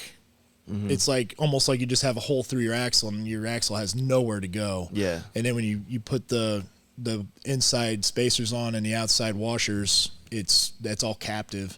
So now your axle can't go front, left, right, back. It's stuck where it's at. Yeah. So those are really good, and that's a product that we use on just about every bike that we have come through here because, you know. Yeah, and they come with enough like. There's a lot of sleeves adjustment to basically find where yours needs to be. To and your we did belt like tension. a supplementary kit for that too, with like a medium. So like every single adjustment you have, now you have half of that again. So like, you know, it's a way that you can stack them in there. So just say if you were between a 1 and a 2, now you can have a 1.5. You know what I'm saying? So you've got even more fine adjustment. You know, because people are like, oh, it's too loose here or it's too tight there. So we came up with that way. So now we can hit it all within like, I think it's 30 thousandths of adjustment. Okay, yeah, that makes sense. Well, fuck, I was going to ask you something. Oh, as far as the bag system is concerned, I think that like you were talking about, it's an acquired taste, and I think that with going back to what we were talking about how the adventure bike stuff is going to be, hopefully if Harley continues to push it for longer than they did the live wire, essentially. Yeah, right. Then it'll become much more of a, I guess the word is like, put like this. I came from big wheel baggers. I was used to long shit, and that was like normal to me. And when I went to the Dyna FXR and all this, and you got like clamshells up in the air, you can see the swing arm, I was like, that's weird. And then eventually you see why. the acquired taste. It's like when the new Tahoe comes out, you're like, that's ugly. Right. And then you see a couple more, and it starts to fucking like resonate, if you will. And well, the other beauty of those bags is like for guys that ride hard, corner hard, or wheelie, these bags won't contact before another part of your bike will contact because they're up high and they're forward enough that your fender's going to, not a stock fender, but like a Dyna fender on a bagger would touch before the bags will. Actually, I don't think you could touch the bags because they're within the frame of the tire. And then lean angle is, you know, you're going to drag your boards and everything before your bags begin to touch. Nice, nice. So again, we just try to not just offer something to say we offer something, you know, we want to, you know, give people options or, you know, an alternative to just the same old. Yeah, that makes sense. What was the dealership who put the Pan Am bags on after we did? I'm not saying they copied us. Yeah, there was kind of saying it, dude. Yeah, it kind of did. Well, now, so the company we use a company called SW Motec. They make the bags. So back in like 17, I had this idea to put them on Dynas, 16 or 17. So I ordered all of the major bag manufacturers, and the one we came up with is SW Motec out of Germany. And you guys know how we are. It's all American made. However, there's nobody making bags in America that are adventure style cases, you know. There's people that did the Pelicans and all that kind of stuff, but that's just not, you know, we wanted something with more storage. And they're tiny, you know, so you really can't get much in them. So this is the company we came up with, and just like in the last week or two, Sam got a set of soft bags from them that are super trick, and they bolt right onto our kit. So we're going to be releasing that and telling people about that here real soon. So be looking for that. The soft bags are really trick. They've got like a roll top inside of them and the whole, like a dry bag. That's cool. Yeah, it's pretty neat.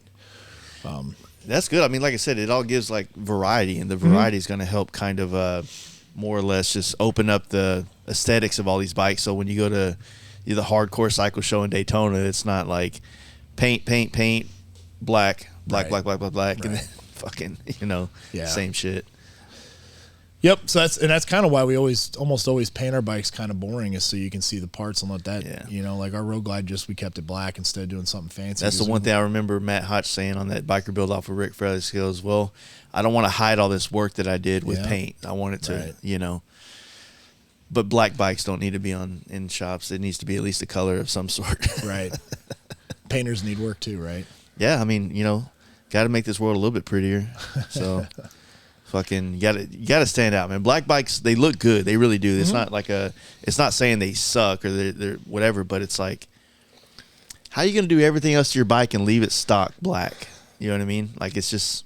Yeah, Paul. I know. Yeah. They're telling me we need to paint it, but I think that's next. yeah, that we've talked actually about talked. it. We'll probably Even get if you painted do soon. like a solid Sportier look. color, Yeah. you know what I mean, with like a stripe or something. I mean, it doesn't have to have anything on it, but just so it's not the way it came from the factory. That's all that matters to me.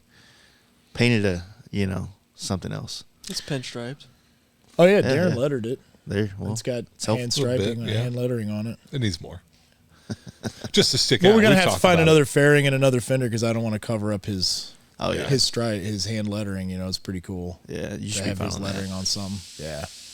No, it's I mean, I don't know. I feel like that's one thing that for the customers out there, the people that are customizing their bike, I feel like when they're doing it for the aesthetic of like, I want to go to a show and stand out and people see all my hard work and whatnot, it's like, then they'll do it on a black bike and it just doesn't get the attention because, I mean, you have a big canvas, man. Like Yeah. a bagger's a lot of fucking paint coverage.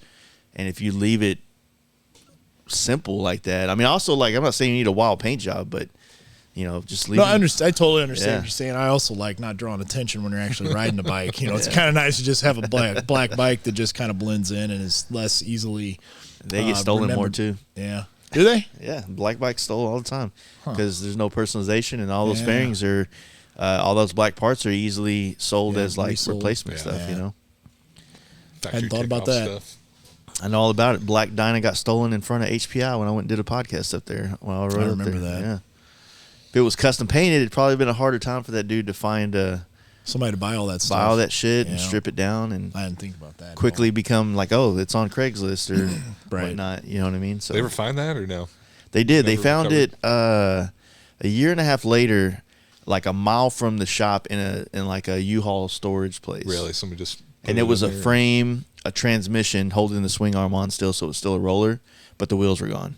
Because it had it was a DX. It was a 05 DX, so it was a with like with Screaming Eagle heads and everything on there. And yeah, sucks. Good. Yeah, I mean, that does suck. my boy he did okay on insurance, but they did try to. They were kind of the insurance company did listen to the podcast and did kind of grill me to see if it was like some inside kind of job type thing. I'm really? like, nah, dude, I was like, no, it's not a fucking like. Why? I'm gonna. You bikers. Why are we gonna try to get rid of a $6,000 bike? An If it'd be 05 DX, like- yeah, if it was like a brand new bagger and the dude had a payment on it, like that might have been different. But Right. it's like I'm surprised the insurance company put that much effort into it. yeah, fucking cucks. But yeah, that was fun. So you got to do a lot of events this year. I mean, what's what's kind of like how was your Born Free Texas experience? I know that you guys came out to that and whatnot. It was a good one. You said you wanted to move down there now, right? Huh? Yeah, I was thinking about it. Nice. I liked it out there. It It's dope. Yeah. was a lot of fun. Yeah, I like it down there too. It's just so hot. Yeah, it does. It wasn't hot in October. It was awesome. Yeah, it was that beautiful. show, dude. Those guys for a first year event that was of that caliber, that size. Man, I couldn't believe they kept apologizing that it didn't run smoother. I'm like, dude, Yeah. pretty smooth to me. Like, I know there was kind of a bottleneck up there at the entry, but other than that, man, it was amazing. Yeah. It was a great event. The location is killer. Mm-hmm. Like that bowl with all the cabins up on top and the stage down there. It's a great spot. It's a very unique bike event Mm-hmm. experience. Mm-hmm. And then with all the cabin or all the woods, all the camping, all the. Did y'all stay on the grounds there that night? Yeah, so we had a spot off site, but we stayed there till late at night. A friend of ours, Gabe from After Hours Choppers, was kind of set up with us, and then he had his camping set up there, and he cooked at night. So we had kind of our own little Yeah. dinner party up there every night, and so we saw the big bonfire that went off and all the other It wasn't craziness. supposed to go off? Right. Yeah. So we kind of got to see everything going on, but we didn't stay the night there. No. Yeah. Mike camped out there. Yeah, Sean and I. Oh yeah, that's right. Imperial House Sean and I. We ended up sleeping in the booth Oh, for safety. That's what we It was did. good. Or I slept the whole fucking day, but we slept in the booth and the wind was pretty bad at that time. Yeah, it was. It That's actually right. blew all of our shit over at one point because we kind of connected our canopy, if you will, to like Hang 'em High Justin and Justin, my machinist, and that wind just took all 3 of our shit and just went over. Really? Yeah, we had to grab ours a couple times too and hang on to it. It was a wind. October in Texas is it's a gamble. I mean, it could be 100 degrees outside, it could be 10 degrees outside, or you really don't know. There's been times in October, in the middle of October, we'll be riding somewhere and it'll literally be 30 degrees all day long. And then there's times when it's like you can go swimming. You know what I mean? Well, New Year's Day at Dallas, I was riding. It was 78. Yeah, exactly. It was awesome. Yeah. Same. Yeah, we went out. We were riding all day New Year's Day. Yeah. Fun. Yeah, that weekend was pretty perfect though. It turned out. Yeah, we're looking forward to the next one too. Yeah, it's gonna be bigger, man. I think with Born Free California. You've been to Born Free California, right? I never have. You haven't? Oh, I think we're gonna go this year. I told people, my first experience of Born Free California was 17, and I didn't really know anybody. You know what I mean?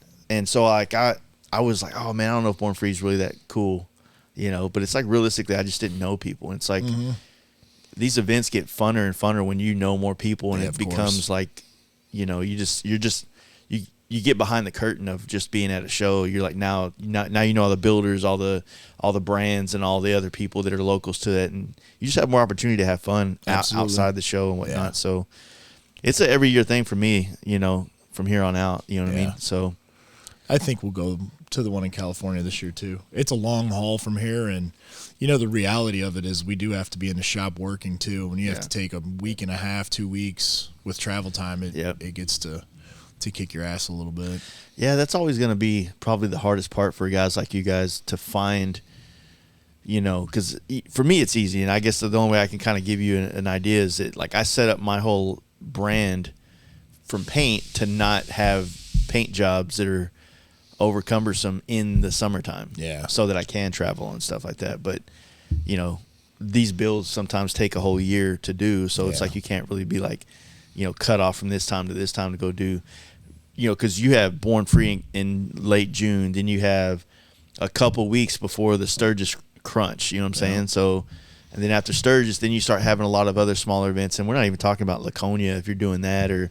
Yes, we have our local show, Cycle Showcase. Yeah, Cycle Showcase. At the beginning of February, the next weekend we have Mama Tried. Yep. And then we have a small event we're going to do in Colorado, and then there's something in May, and I can't remember what it is. Is it Texas Hill Show? No. Was River City in May? I don't think he's doing that this year. But then we have Born Free, and I'm not sure what's in July, but then we go to Sturgis. We get back for a week or two. We go to the block party with Bobby.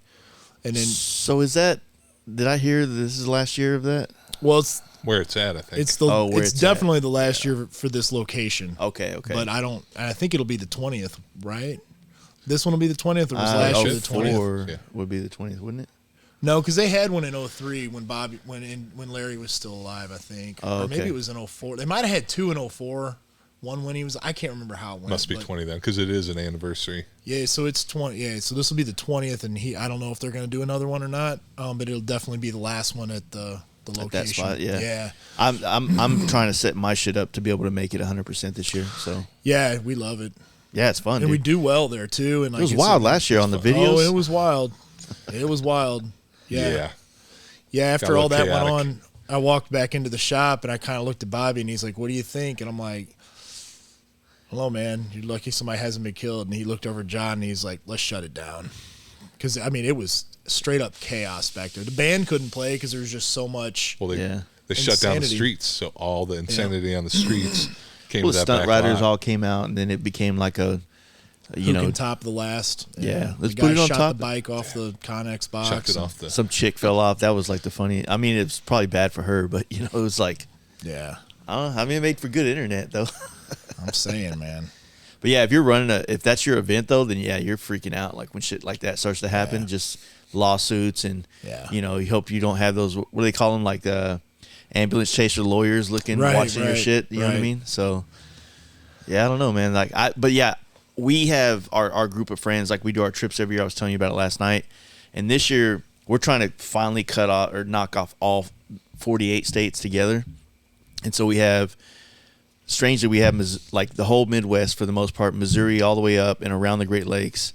And then we have West Virginia, South Carolina, and North Dakota. So instead of doing one big trip, we're going to try to break it off in two and do a Midwest and then do just those last 2 stragglers on the East Coast, but then make it with the Indian Larry Block Party. Oh, nice. And come back through. Yeah. So, because I've been there before, but I went there with the Clem Speed Shop in Chamberlain, and I had a blast. I got to meet a lot of the like guys from like the Long Island area that are just like heavy FXR guys, and it was like one of the best experiences, especially for my first experience ever going to New York, and it was on COVID year, so we were riding Manhattan and all that shit. It was just a once in a lifetime experience. You know what I mean? So riding in New York City is like nothing else. So yeah, you're plugged in. You're fucking in the matrix on that one. Yep. You know what I mean? Yeah, it's 90 mile an hour bumper to bumper traffic, and you have to go faster than them. Yeah, dude, we rode with Danny D. We met up with him at a McDonald's in Queens, and that was probably the most exhilarating ride I've ever been on for like 2 miles. We were going down the opposite down one ways, like going against the traffic. Sidewalk. We were cutting through docks, and it was insanity. He rides like that everywhere he is too. Like we've ridden with him in Sturgis, and he rides like that. Yeah. Like Danny's something else. Yeah, that's how those guys are though. Bobby rides exactly like that. PJ rides like that. Those little guys, they all ride like that. You think they do it extra when like the out of towners come around? Like they add a little bit more percentage on top of it, like they go 115% or something. I don't know. I think they're pushing it hard if they're with their homies, and I think they're pushing it hard if they're by themselves. I don't think so. I mean, I think that's legitimately who they are. Yeah, I don't see Bobby going slow when he's in New York. I don't. It probably is a little extra when there's people watching, though. Yeah, just a little. Just a little bit. That, huh? They got to show everybody a good time. Maybe so, man. Well, he wasn't doing that in Nepal, was he? Oh yeah. They were pushing it out there too. It was funny because they didn't know that it was gonna be off road. They thought it was all paved, and I'm like, no, dude, the whole thing is like that. You're riding over rocks and through creeks, and so they're like super timid about it at first. Not timid, but like and the next thing you know, all of them are standing up and riding like adventure bike riders. And it was pretty cool. Nah, I think it'd be rad, man. Yeah, well, apparently the 120th this year is in July. Yeah, they moved it up. Yeah, so, and you said your bike's going to be in the museum this year. Yeah, what's the name of that bike? Jane Doe. Jane Doe, that's right. They haven't announced it yet, but hopefully by the time this hits, they'll have said it. It's So Warren asked us from Mama Tried. He's like, hey, would you? Yeah, so it's in the museum out in Sturgis right now, and I spoke with them, and they said, it's because it's supposed to be there for a couple more years, and they're like, it's no problem. We want you to grab that opportunity as well because it's a pretty big deal. Yeah. So I guess that will be for the anniversary, the big event. Yeah. So it'd be pretty cool to see that go in there. That museum's awesome. Have you been to the museum? I've done it twice. Great. Yeah, it's pretty. It's great all around. Spent a lot of time in Milwaukee. It's a beer town, so Mike loves it. Dude, oh man, I think once you hit St. Louis and you start going anywhere north past it, like everything becomes a beer town.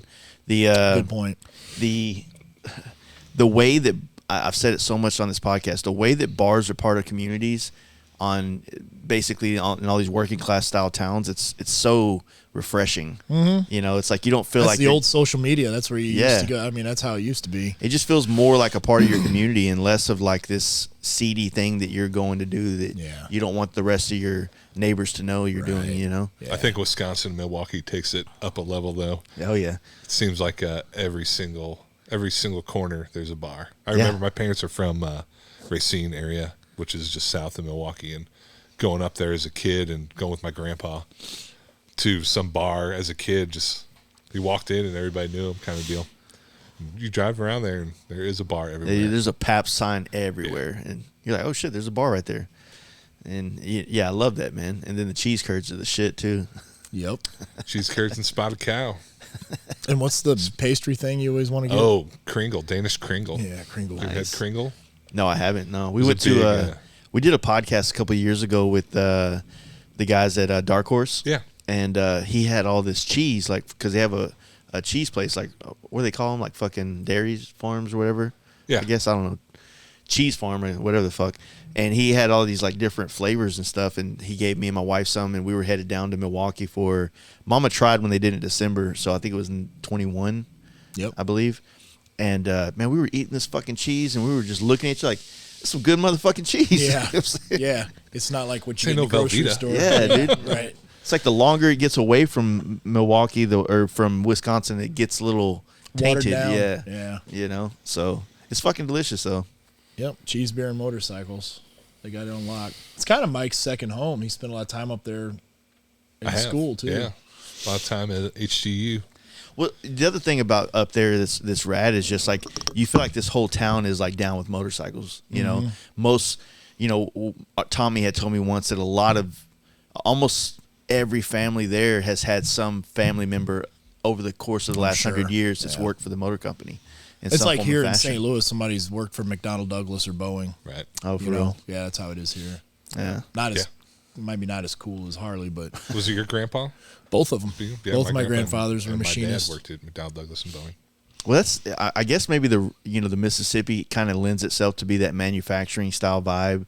That way you can build stuff, get it on the river, get it to the next. I guess, and all the railways Yeah. and all that stuff were here. Yeah.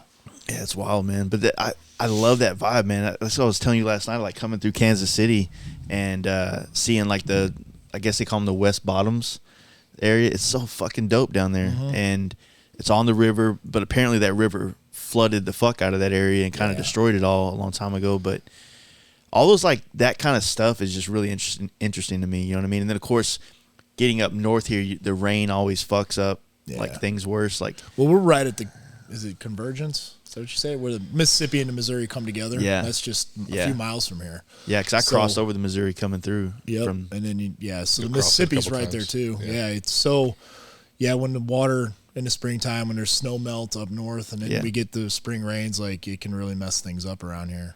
But, it's part of life, just like tornadoes and hurricanes snow and all that shit everybody deals with. So. Yeah. But like that, like what you're talking about in Kansas City, or St. Louis, it was before the strip malls and the Home Depots and like we were talking last night when we were in the town where we went to the bar. Yeah. Old timey hardware stores and the old Ford dealership and all that kind of stuff. Like it was just things were cooler back then. Yeah, it's definitely there's just too many people now. You know what I mean? Yep. I mean, not to sound like cynical or anything like that. It's not like I want them all to die. Like almost like the COVID didn't quite do the job it was supposed to, The kind of purge thing. shit wasn't as effective as they wanted it to be. But no, me and Scott were talking about this yesterday after we had did the podcast, and because I was telling him, I was like, man, your shop's in like downtown, Cedar Rapids, and it's like when I go outside your shop and I look down there, there's an upholstery shop. And then over there, there's another kind of craft, like hand done thing, and then down there, and like A lot of mom and pop. yeah, and I'm like that it still feels like a time capsule. Cedar almost. Rapids is doing a good job of promoting that. That's a cool town. It is. Like it's got a really good vibe, and there's a lot of entrepreneurial spirit around. There's just there's great eateries everywhere. Yeah. Darren has his place there with Missy, and that whole building he's in, it's like all kind of art. There's architects in there maybe, and like there's there's like a craft soda shop in there, I think. But that's just like a great little slice of what Cedar Rapids is, and it'd be cool if there was more of that around the country, but Yeah, it just depends maybe on, in due time. Just like we don't shop at Walmart. We don't. It's just like, man, go to support your neighbor kind of thing, and they could be a lot more enriching all the way around. Well, it goes into like a lot of the stuff that you've been talking about for years, just being American made and trying to do that stuff, just trying to stay on that path, which I know can be difficult because so many things that need to be American made still kind of trickle outside of the country and whatnot. But It's tough for us, man, because just from a business standpoint, like it's not a great business model. Like if I was a really good businessman, I wouldn't be doing this way. Like I'd get it made overseas, but quality does hurt quality. You're not going to get as good for one thing, it's impossible. Like, so we'll just say China, Taiwan, whatever. They can have the same piece of equipment, the same caliber machinist, the same tools, the same tooling. they're starting off with subpar material because they don't have the quality control over the content of the material that we do in the U.S. So they might tell you it's 17.4, but if you take it to a lab, if any of that material content, that alloy content is off by 0.1%, it no longer has those same characteristics. So hardening may be different, elasticity, tensile strength, all that stuff can change. So it might look the same, but just starting off with inferior material, you're not making the same product. So it's not even, so the only time anytime we go out of the country, it's for like our bags. Yeah. Because they're made in Germany. There's not an American, there's no peer. We might use Brembo brakes. I can't even think of what else we really use from out of the country right now. We can control stuff. It'll never be ISR is Chinese. Italian. ISR, yeah, huh? It'll never be Chinese. Yeah, it won't be Chinese or Taiwanese. That'll never be the option. We'll make it ourselves before we do that. And that's just because like you can't trust their metallurgy. Well, yeah, the prime example was, I don't know if they're still doing this, but remember when like Ness and PM were getting ripped off with their parts from China? Like looks the same, but you touch it almost, the metal feels so soft. Like you can. Well, that doesn't just happen overseas because Taiwan Ted just knocked off our bearing kit for FXRs. Like, for real? It looks like our product in his pictures. Like it looks exactly like our bearing kit, and it's not the first time he's ripped us off. But it is being made overseas. Like he gets it all made in Taiwan, so it's not just Chinese companies doing it; it's American companies doing it and paying the Chinese to do it. But yeah, it's just so kind of about somebody else we spoke about last night at dinner. Like I don't want to make all the money today. I'll make it over the course of my lifetime and into my son's lifetime. Like I want to have happy customers that come back. I don't want them to buy something from me based on the price point. I want them to have that part in their hand and go, holy shit, without even putting this on my bike. I fucking love looking at this thing. It just, the way it's machined, the way it's polished, the way the threads feel, everything works perfect. And then they're going to come back the next time. Our parts are more expensive, but we don't sell on price point. We sell on quality. Yeah. You know what I mean? So if you want the best, that's what we've got. If you want the lower price point, you might have to look somewhere else. But we also have a lot of stuff that nobody else makes. Yeah. And there's a reason for that because we, like there's a couple products where people tried to solve a problem and they kind of took the easy way out. I won't name the product because then you might know who I'm talking about, but we went the longer way around to make a complete kit, to do the full thing and actually be safer. And it takes a lot more. So you might have a $70 part and ours is $300. But with ours, you get twice as much stuff because we had to add, and we had to do a pretty complicated machining operation to make that product work the way we think it needs to work. And the proof's in the pudding. We sell a shitload of them. Because people are like, oh, now that's what I wanted. I didn't want that kind of scab fix. I wanted the full fix. Yeah. So the people get it. And, we're trying to work a lot on education, educating people why our stuff is the way it is and why we, like this is a $450 axle kit. $450 fucking dollars. That's insane. But there's also spacers in here so you can adapt an 02, 08 swing arm to your FXR rear wheel. You don't have to do anything. This adapts one side of the swing arm to the brake. This is your inner bearing spacer for one side, inner bearing spacer for the other side, and this adapts the left side for your drive side. And it's a complete kit where all you have to do is pull it out of the box and put your wheel in and you're done. Everything's aligned. It's perfect. You go down the road. Oh, yeah. And it's beautiful, and it's going to be beautiful polished stainless steel for the life of the product, and it won't break. The cool thing about that material is it actually gets better. It literally gets better with age. The more it, work hardens, the better the characteristics are for the material. Yeah. So yeah, we just, we do. We go the extra mile and we offer stuff that either hasn't been thought of or it hasn't been done as well. That's my sales pitch. Well, the education. That's a good way to kind of describe it. You're educating people on why, because when you have, like, if you're just an oblivious customer, right? You see this part, you see these risers, you see these pegs. Like, you don't really know. You're kind of shopping off of looks at that point, right? But when you start building bikes, you start getting into the thicker, like the more complicated stuff, not the cosmetics, then you want something that's going to perform or be an investment product instead of like a, like this is going to make the bike better. It's not going to go away. if I wreck this bike, it's probably still gonna be worth some money. I can sell it, and get a little bit of money back. You know, what I mean? Heirloom quality. Heirloom quality for sure. Like I mean, there's Amish well furniture. over $100 of material in that package, Jace. There's, like just the blank for the axle itself is about $77. Yeah. Then when you add in 1, 2, 3, 4, 5, 6, 7, plus there's 7 other pieces, plus you add the nut and the ring clip. You see how, plus all the machining. It's not like it's $450 because we're getting filthy rich, because we're not. There's a lot of work goes into it. Yeah. And it's something that you don't have to fuck with it when you go to put it together. It goes right together. Yep.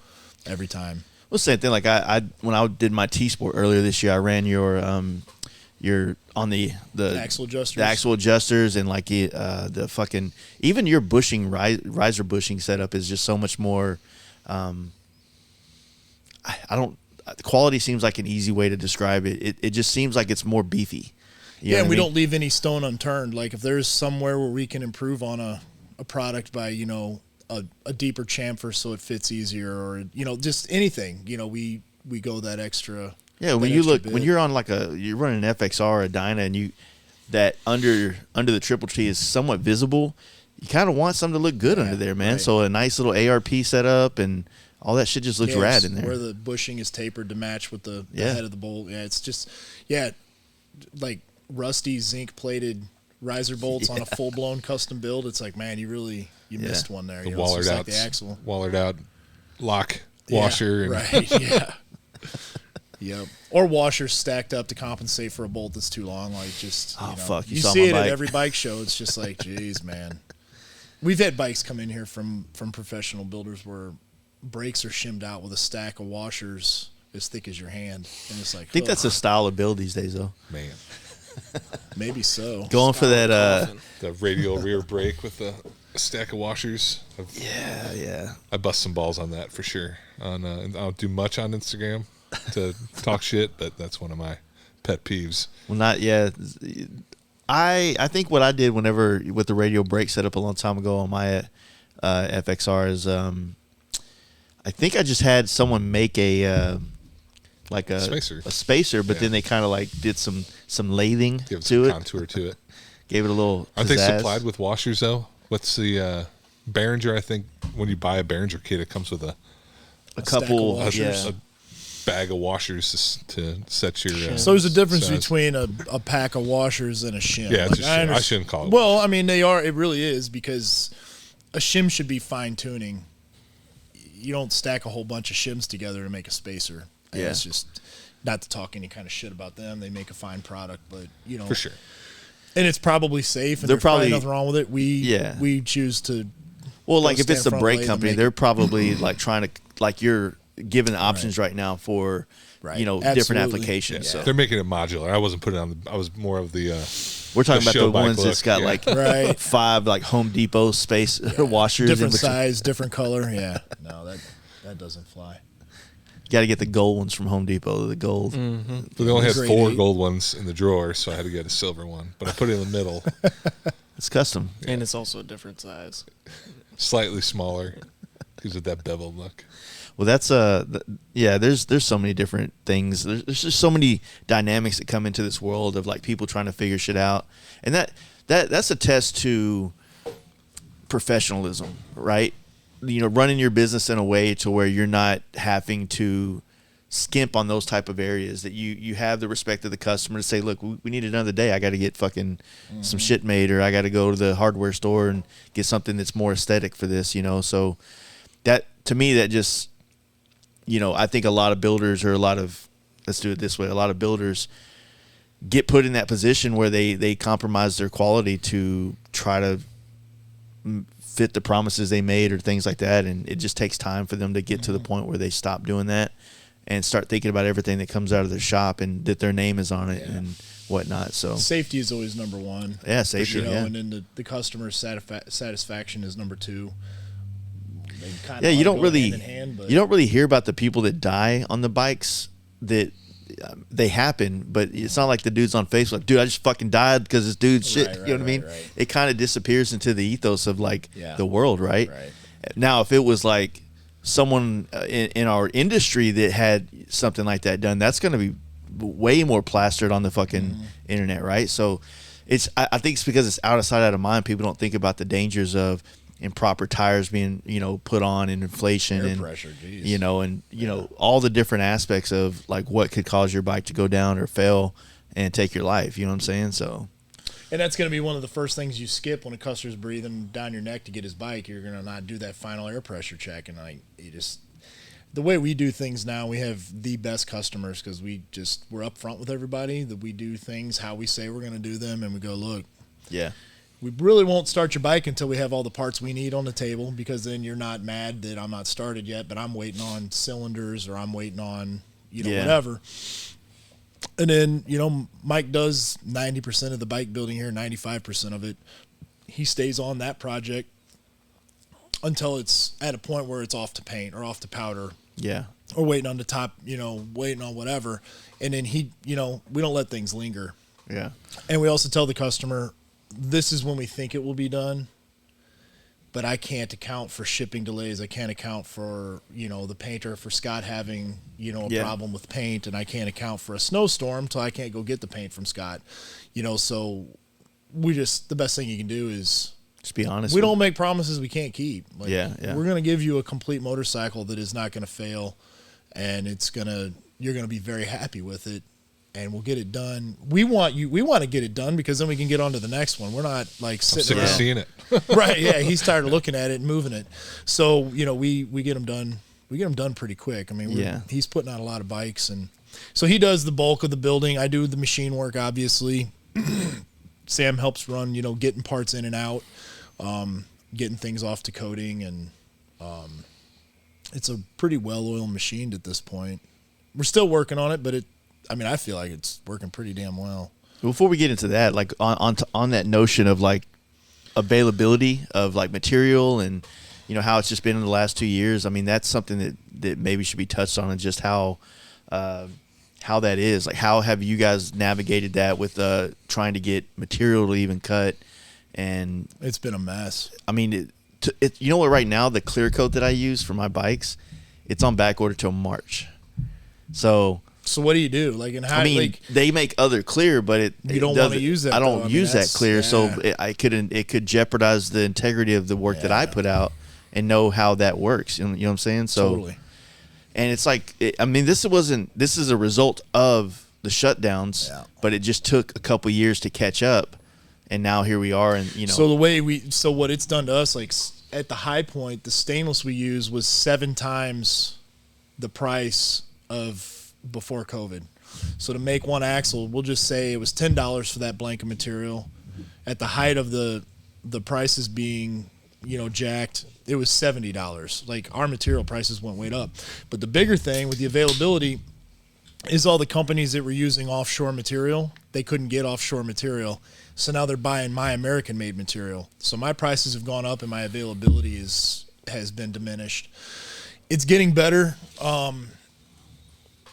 Along with, so we don't do all of our machining in house. We there's no way we could. We'd have to have 25 machines. You create the product, and you get it, like, you get everything figured out on your end, and then you have another American-made company. Yes, we usually do the first run of everything. Yeah. Usually, so like these clamps, John at Indian Larry's making these for us. I did the first run of them, and now he's doing them. The triple trees.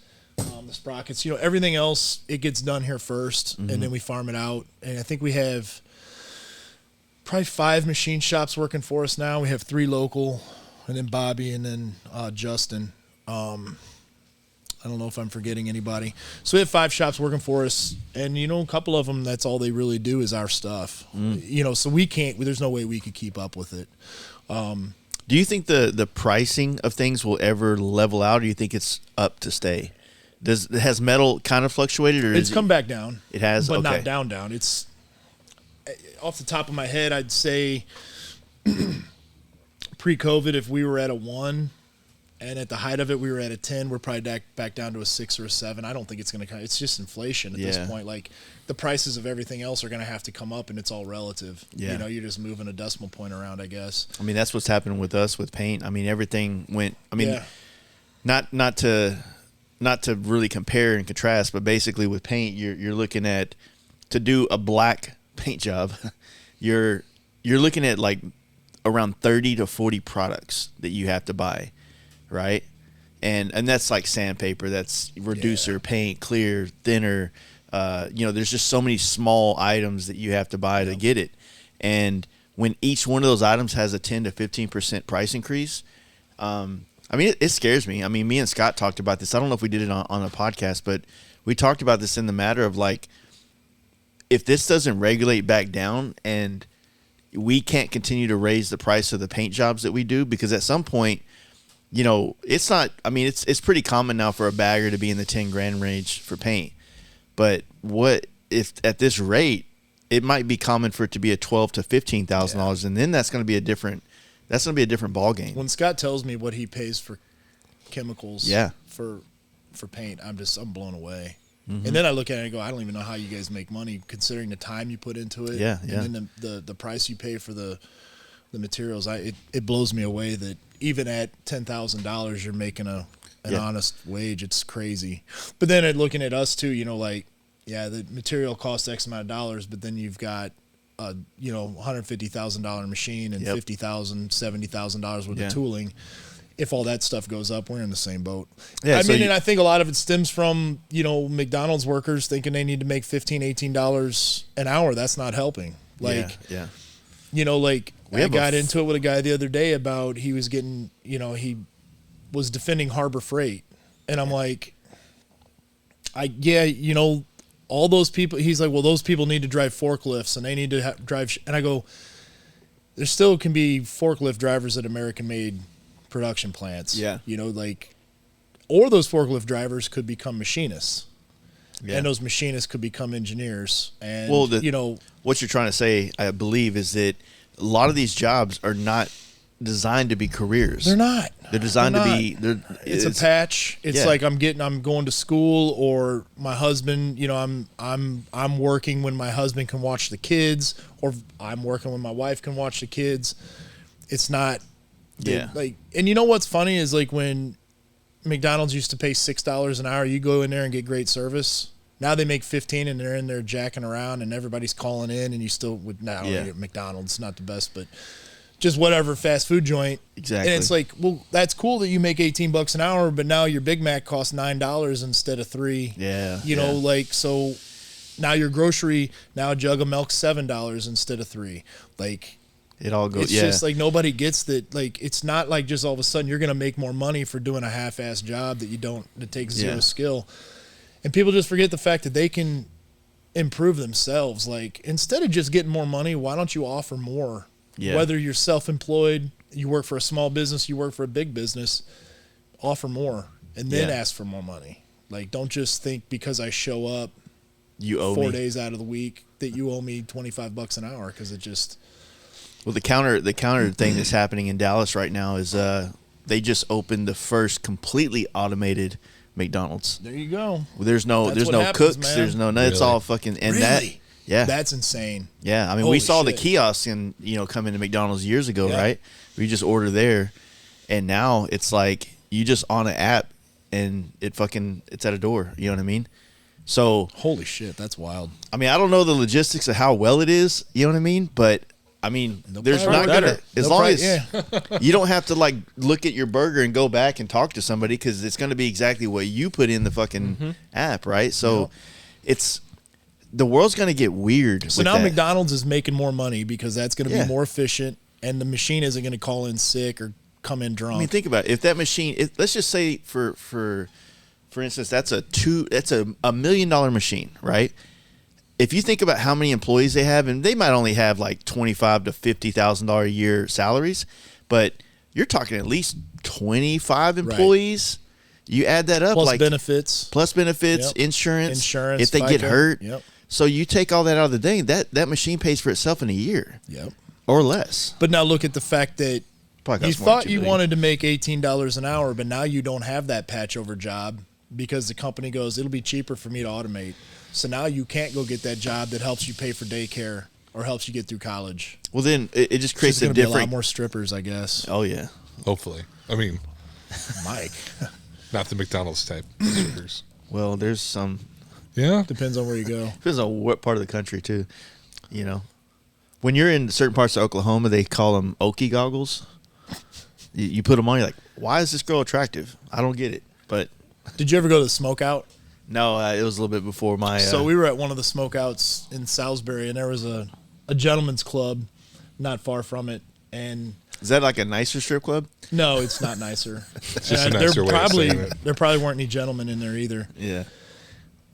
And I'm not kidding you. When there was a fairly older dancer doing her thing, and she came off the stage right behind us, and the pregnant waitress came over and asked mom a question. Wow. Hey, mom, blah, blah, blah, blah, blah. And I'm like, man, It's a family business. where's nothing my wrong life with that, led me at Paul. this point? Yeah. There's something kind of cool about that. That's a cool story. Yeah. I mean, Well, back to what we were saying about like the wages and all that type of stuff. What's going to be really the gap between the people that know how to do a skill or a trade or has a valuable thing, right? If you learn how to do a trade, then you gain a skill just in an aspect of learning how to do something to be able to better yourself. So you become more of a, like, in my opinion, you become more like valuable to any type of corporation because you have the ability to focus on something and learn something. It's like they say about college. It was really not about what you learned there. It's about showing a company that you showed up somewhere for 4 years consistently and finished the task, right? well, so it's kind of like paying a due. Yeah. It's like your first job. You're basically paid, depending on the job, but you're paid to show up show up there on time. You build that work ethic to be a good employee, and then you move on to your next job. And then that fills up one of those lines on that application of previous employer.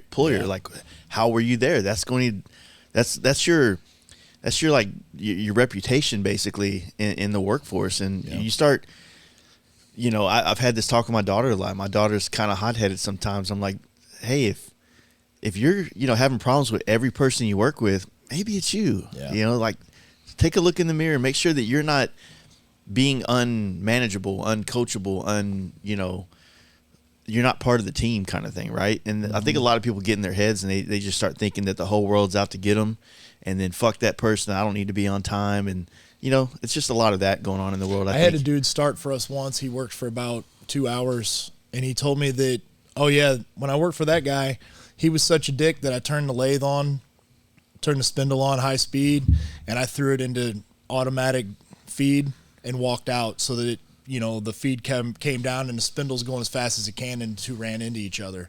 And I was like, we're done. Yeah. I mean, if that's how you treat your last boss, no matter what a dick he is, like, it's not going to work. You're going to have to, like, I'm not even going to have that around. Or you get the guy who comes in with the resume with 7 jobs in the last 3 years, and I'm like, no, all those bosses weren't dicks. That doesn't happen, So you can weed things out pretty quick like that. They say, like, finding someone that's self-aware is pretty valuable, because then they can realize that it's maybe them, but also that comes with a lot of insecurity, because that's part of what being self-aware is. You know what I'm saying? Sure. So you have to deal with that other end of it. So, I don't know, man. Like, that's one of the weirdest ones, is that the world's always going to need welders. Yeah. The world's always going to need equipment operators. The world's always going to need machinists. Good hands, just someone that's out there that's willing so to go find a trade and, man, hone your craft and become more valuable. And I started a bike shop because I was working for a guy and he wouldn't hire me full time. So I was like, well, fuck it, I'll do it myself then. Yeah. And it was scary. There was a lot of unknown, and it seemed like everybody around me believed in me more than I did myself, because I was I was self-aware and I was insecure about it. I'm like, I don't know what I'm doing. Like, I can put a bike together, but I don't know how to run a business. Now 19 and a half years later, I'm finally kind of starting to learn how to run a business. The bikes look better than they did back then, and the business is trying to catch up, but he's actually better at running the business than I am, so. Yeah, but to be fair, like, a lot of the business early on for you was also manufacturing for other people. So yeah, a lot of it was. It wasn't your job to be in the forefront of but somebody has to be up there doing it. Yeah. And I would hire a business manager here, and they'd be around for a couple of years and move on, and then there'd be a little gap, and then I'd have somebody else, and I've had to finally take ownership in a lot of that. But it's good that you did. I mean, it's tough being wearing every hat in a business. It is. You don't start doing it because you want to be a business owner. You start doing it because I want to build motorcycles every day. I want to paint motorcycles every day. I want to build engines every day.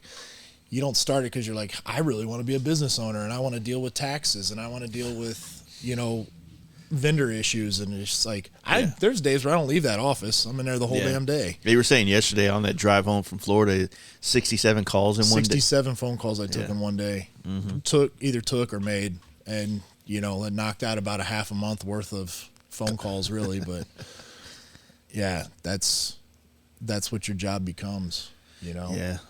Luckily, I've got a good crew that helps share the load. You guys taking loads over here? Never.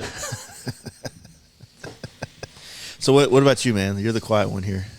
You finally accepting your fate as a motorcycle I am. guy? Finally. Yeah. It's been a few years. I am. Yeah. I don't really know what my job title is, but I do a lot of different things around here, and I enjoy most of it. I'm not a big fan of polishing. Don't y'all get a machine that does a lot of that? We've had some issues with polishers, so he's taking it. For right now, we're still looking for somebody. Yeah. But the shame of it is he does better than all the other polishers we've had, so it's like, well. Probably comes with a little bit of ownership, carrying that on and stuff like that. You're probably going to. When you deal with customers, I think that you probably take a little bit more pride in like the things that are going out because you're the one that kind of is answering to them, if you will. Right. So if they have a problem, they're calling you like, "Yo, man, this is a turd." You know what I mean? It's like, "Fuck, I polished that." You know what I mean? Right. So yeah, it happens. Yeah. Yesterday, it's not like he just gets it off the shelf and packages it. I was watching him package stuff yesterday, and he's going over all the threads with a wire brush, not a wire brush, but like a plastic brush, just to clean the last little bit of compound or just whatever, just make so when people get their product in the package, it looks beautiful and perfect. So he definitely takes things to the next level and takes a lot of ownership in his job. He does a lot more than polish, though. He does a lot more than polish. He doesn't even polish that often. It's just he bitches about it a lot when he does. I hate it. Yeah. Yeah.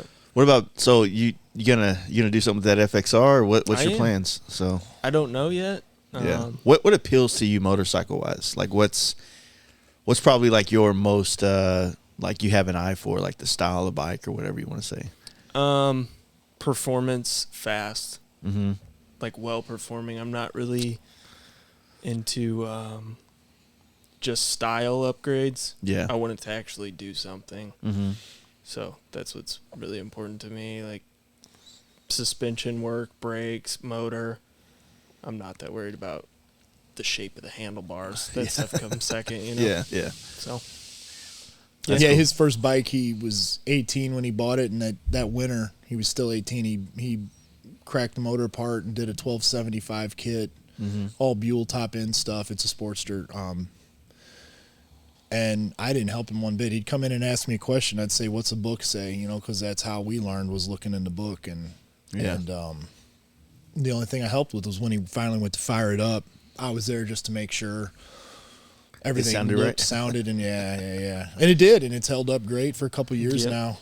And then he put our front end on it, shocks. I mean, he did. It's a complete full tilt custom bike. Like the thicker tube 41 front end? 49. The 49. 49? Mm-hmm. Yeah, nice. Yep. And he seems to be pretty happy with that. But now he's on to the FXR, so. What year is that FXR? 94. 94. Yeah, the good one. Yeah. Yep, lucky kid. Not bad. Yep. Every other year prior, it seems like I think 94 was like when they finally had everything figured out, and they're like, we're done. We're done. Yeah. Right. Yeah. So that'd be fun. Yeah. Like I said, I can't really talk about too much about the whole FXR thing, but it's it'd be nice having you guys on, especially if you wanted to get in and build something and whatnot. So yeah, I've got some ideas already, but that's it, man. Like finding ways to challenge yourself creatively is what I think helps you start to define yourself, like as a builder, painter, or creative in this stuff, and sometimes if you don't have like some kind of obligation that comes out like from a third party, or you don't give yourself a what do you call, like a deadline or a fucking like Sturgis 2024, I'm planning on riding this bike there, you might not ever fucking make it. You know what I mean? You'll procrastinate, and sometimes you got to get over that first hump to get the feeling of what it's like to complete something, and then you've been there before, so you know the feeling, and you know all the emotions in between the build, and it becomes like second nature. Right. Getting things thought up, executing, finished, enjoyment. You know what I mean? That kind of shit. So. Well, the cool thing about him is he doesn't lean on us at all. Like when he was doing his bike, he doesn't ask questions. When he does his job, he rarely, if ever, asks questions. You know, he's got. It's called competence. Yeah. I bother Mike a lot. Never bother. You guys bother each other a lot. It's funny because I'll be in the machine area doing machine work, and I'll hear these two, and they're just giving each other a ration, man. And I'm kind of laughing when I actually pay attention, but. We're usually they're talking pretty shit on you. I'm sure. I know. About how little I work, I'm sure. Yeah, Yet they're yeah. in here standing around and I'm the one working. Yeah. That doesn't happen often. I get to come in here and ask Mike about different model years and stuff that I just assume he remembers off the top of his head. What's the Sometimes torque he does. spec on a 96 Sportster? Axle? Those are the kind of 55, 65. questions There you I go. ask him. It's got to be like a compensator sprocket or some shit like that. Something I'd put him up against anybody. for real. Yeah, he'll remember that shit. I'm not as tested as I used to be, so I'm a little out of practice. But I still Well, have shit, a you good got eye some for nice it. builds back here. Is this whose shovelhead is this one back here? That's my shovel. It's yours. That's speaking of reasons to push, that'll be for Cycle Showcase. Damn, And it's like in a month. yeah, it's yeah. It's all raw, dude. Don't make me so nervous. The outside. If you'd have been here a influence- week ago, you'd have really shit your pants. It's come a long way. So what'd you do on the frame? Like as far as what's your? I wish we had written it down. I think it's like 6 up, 6 up. stock 6 up. rake, yeah. Okay. And then everything to meet it. And it's then we did the drop castings on the rear of the frame. I've had that bike. I got it when I lived in Cheyenne, and it's a 1980s 74-inch motor. Went through the motor completely bottom end up, and yeah, it's a reason to build something. I've been wanting to do it, and we got the frame jig from Newman, and that was the first one to go on it. That was part of getting that frame jig put together, was to put my bike on it. So Nice. yeah, Yeah, because that frame jig would probably still be on the pallet. if we potentially. hadn't. So it goes back to that procrastination. Yeah, You right. give Yeah, yourself yeah. a But- reason. Yeah, it's good. I think we doing stuff like that, and like you basically perpetuate what you want. We want to do frames, and that's the kind of stuff that entices us to, use our brain a little bit more, building frames, building high-end stuff. And Paul hasn't done a frame. For some reason, he threw away. No, he sold us frame jigs. I had 4 of them. Yeah, after the tornado hit us in 15, I was like, man, I'm done with the frame business because it's a tough one, and sold all of them. And then, maybe 2 weeks before Newman released his fixture, Yeah. we bought a big Massive sign piece plate, of metal. a massive sign plate, and we were going to machine our own frame fixture. And you drove, to Indiana or someplace to...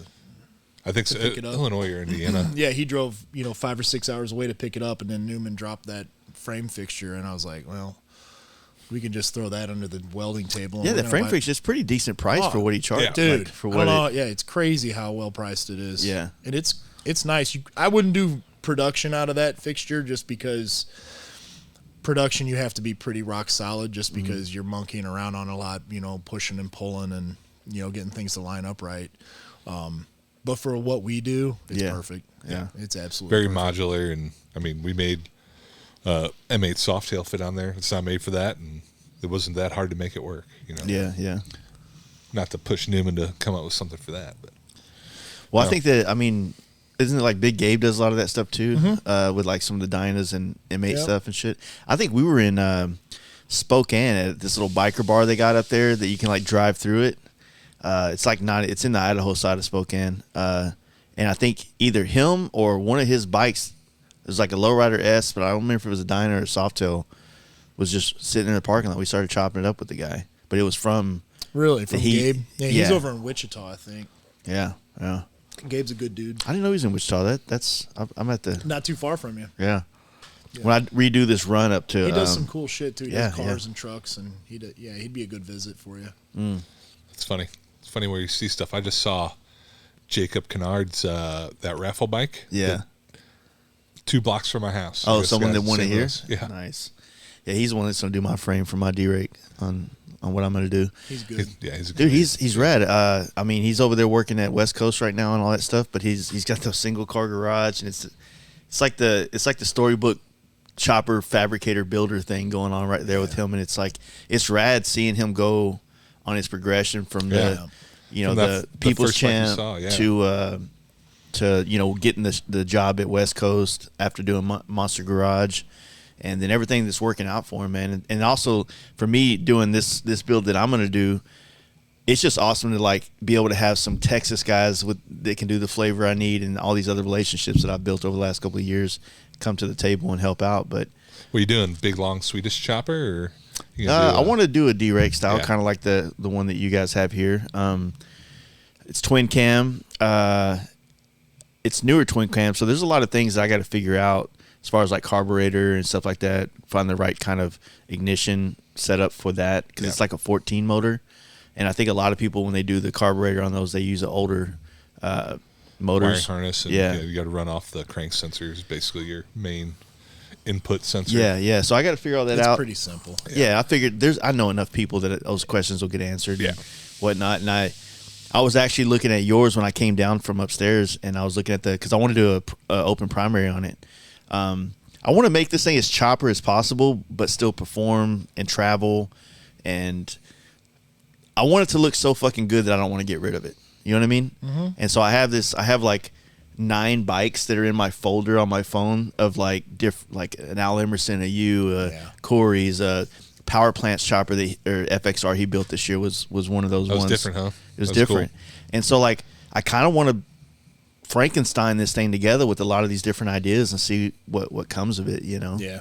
And more importantly than anything, like I'm fucking stoked about riding it somewhere. Like I want to travel on this thing, Well, I'm going to take mine. So me and Darren and a couple other buddies get together and ride to Sturgis. Yeah. So this year Jeff's going to go with us on that 12 over Softail S. And I'm going to ride my FXR. So I'll go and meet them in Colorado. Nice. And dick around in Colorado for a couple of days. But then we're going to go all the way up into Glacier in northern Montana. And then come back down to Sturgis. Yeah, so that'll all be on a chopper. I actually want to do Glacier pretty bad. Glacier's fucking awesome. I haven't been yet. You were telling us the story last night about some things. The gold mine. Yep. Yeah, the gold mine bar. But no, that's cool, man. Like Sturgis, I don't think it won't be done for Sturgis, obviously, but I don't know, man. Of all the bikes out there right now, this is the only one that really has my attention. Like really? I thought I wanted a ST. I was thinking about getting one of those. It just didn't. The more that I would see them, like I still love the bikes. I think they're rad looking, but just not the fire ain't there for it. Like the enthusiasm, quick. Yeah, it's just kind of like whatever, quick. I just want something different. Like I remember the first day. I remember the feeling when I finished my gold FXR, which seems more common to see a full fairing FXR now, but in 16, whenever I started that and finished it like in spring of 17, everywhere I went on that thing, it was like people didn't know what it was. Right. And I don't know, maybe I missed that feeling of like doing something that's so different that people will look at it in confusion. Yeah. And decide whether they like it or not. Like some real chopper shit, if you will. Right. We like that. So what about like you guys, with you coming on board here and the idea of like maybe doing more of a separating kind of the building and the fabricating kind of situation? Is that what y'all were planning on doing, or? Yeah, you want to tell them about that, Mike? Yeah, potentially. Well, I always say, Paul was telling me I'm always half in, but maybe you're in the shop right now. Yeah. And I think we need more room to grow for sure. Take on more builds and do a little bit more of everything. Not tires, and I mean tires are fine, but I think build our location here, and we're 60 miles from an hour from St. Louis, which is it limits our walk-in on. I mean, obviously limits a lot of the walk-in traffic and a lot of the people just wanting to go for a ride and stop by stuff. And I think we have the market here in St. Louis is really good, and having something a little bit closer. We've got some pretty good areas we're thinking about, and the right shop, and just have a shop where we can show off what we got, get a little bit better local audience, but also expand what we can do here. That'd be rad. Besides just builds, and we're not one bike at a time, but we're 2 or 3 bike at a time, and being able to have the room to do service and engine builds and have, side projects or long-term projects. Are you thinking about keeping it to where it's open to a wide variety of styles of bikes, kind of like the way Ramjet does it with? We do everything here already. I mean, knucklehead choppers to frame mods to touring bikes to, hardtail, everything. We do everything. Yeah, so I was wondering, because that's one of the, we were saying, I think earlier in this podcast, how it's getting harder to find people that kind of have the skills and knowledge and quality of being able to work on a wide range of bikes. Yeah. And I think that right now with the performance scene being what it is, it's kind of like an all-encompassing umbrella over a lot of different styles of bikes that, you can get out of one shop. You know what I mean? For sure. And a lot of people are kind of pigeonholed, and we're not trying. Because we like all the bikes. Yeah. We're not just we only like baggers or we only like choppers. We love them all. Yeah. So we want to make them all better. We've got the skill set between Paul, Sam, and I. I mean, you know my background, and I'm expanding and learning more stuff, and I've been fabricating as long as I possibly could, and I'm learning a lot from Paul. And I think I don't know that there's a lot of shops. I know there's not one in St. Louis that does stuff as much as we can do, as well as we do it. And we have the clientele right now of what we're doing, that people want that super high quality, build, whether it's frame up or even just a competent, over the top motor build. We can do it. And I think, we'll gain a little bit more being closer to the city. Cause that's my regular customers I had at the dealership when I was working there are still looking. They came to me, and I took their bikes, and what I did, did as good of a job as I can, and tried to make them feel like, and they were my friends, they are people who I care about for sure. Yeah. And we do care, that sounds a little weird, but we want to shop where that can be. The dealership experience is weird. It's hit or miss sometimes, and being able to take it to that higher quality level. You see Clem's Speed Shop I think he's got the same mentality. Brian's a great dude. Brian, right? Yeah. I thought I just messed up his name. But he's able to take a bike and form a relationship with that customer and tailor what he's doing to what they want to that high level. It also helps create community within your city. You know what I'm saying? Sure. It helps give people, a lot of dealerships want that community aspect, but on a financial only gain kind of situation. And sometimes it gets a little one-sided, if you will, and it's hard as a tech though. Yeah. Because you're separated from them too. Paid as a flat rate tech. If you're not working, you're not making money. And that was, I was pretty quick and pretty efficient and super high level that I was still making plenty of money, even taking time to talk to customers. But a lot of us say, hey, but I got to get back to work. That's Mike's very efficient. He knows every trick. He has every tool. The right way. He knows. He does. That's what I tell people. I go, look, hey, we have a better labor rate than anybody else in the St. Louis area. Our labor is a little bit cheaper, but you get, for that dollar amount, you get a lot of experience. And what Mike does, he doesn't just do it well, he does it efficiently. He gets things done quick, and rarely, if ever, does anything come back. I can't think of anything. The dude's a perfectionist, and he's also really good with the customers. He wants to know what they are looking for. And there's a lot of times, we have a build going on right now where the guy wants as much power as possible, and I'm like, okay, so look, we got to back you down from that, because we want you to be happy with the power you get. We don't want you blowing things up, tearing up drive lines. We don't want, we have to. There's a limit to that. Yeah. And there's an education to it. Mike's good at talking to those guys and saying, hey, look, we'll give you the fastest, most efficient bike possible, where you come in and we go over it annually, semi-annually. But other than that, you're going to be good. You're not going to have to be dicking around with it all the time. Yeah, there's customers that don't really care who works on their bike, and that's not necessarily what we're looking for. We're looking for the guy who wants to know my name, Paul's name, that I got a kid, our dogs, have a invested be invested in what's going on. Yeah, because then they start bike. thinking about where they spend their money. They know the brand. They know Yeah. they know that you guys don't take the money and go excursion in like. We're gonna be here next year. Yeah. like we'll be here whenever you need to have the oil changed on it, or you need a Yeah. clutch pack put in it. We're gonna be here again. And not what's the local labor rate in Dallas area? Around 150. Yeah, it's going up to 150 around here. It's mind blowing. I mean, I can't afford that. I mean, it's just. It's part of what we were talking about with the inflation and all that everything's type going of shit. So, We want the customer who potentially can afford that, but the quality of what they get is twice what I mean, they're there's a already chance. I mean, this is kind of far fetched, but there's a chance that this shit can go back to the way it was in the 90s and 80s, where it was really to have a really nice bike, you had to have some really nice money. You know what I mean?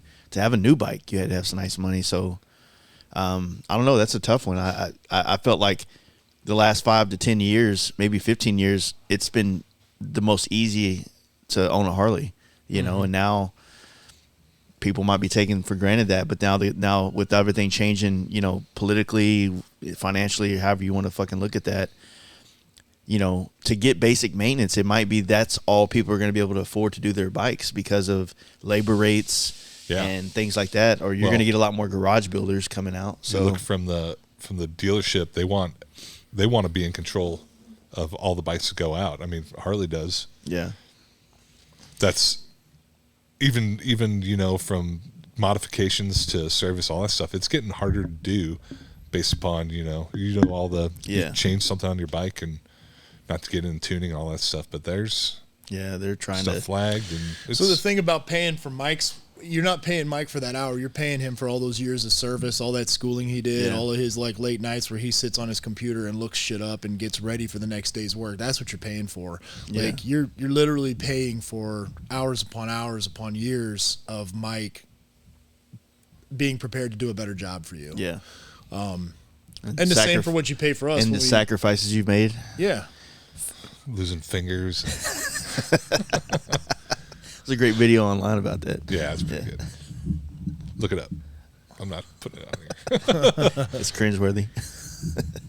But yeah, that's exactly it, man. You want to find a way to bridge the gap. I mean, Yeah.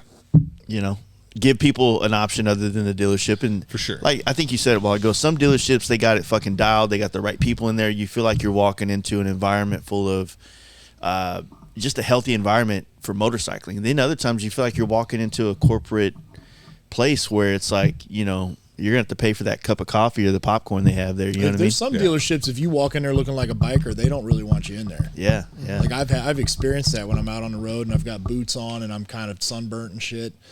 And they just kind of look at you like, that's like the we weirdest. can't sell you anything. You probably don't have any credits. We can't sell you a bike, so we don't even want to talk to you. That's the weirdest thing about, like, when you're on the road and you're going places, you're like, man, what do we do here? There ain't there's a dealership. Let me go check it out. Right. If those dealerships were more like just something for Inviting. like the open road guys that are coming Yeah. in, they want to see what the local Harley scene is in said town. Like, Seems like a big missed opportunity. It doesn't is, I've like- thought that so many times. someone that's like greeting, like, oh man, where you guys coming from? Like someone that's stoked about you riding a bike across country. You know what I mean?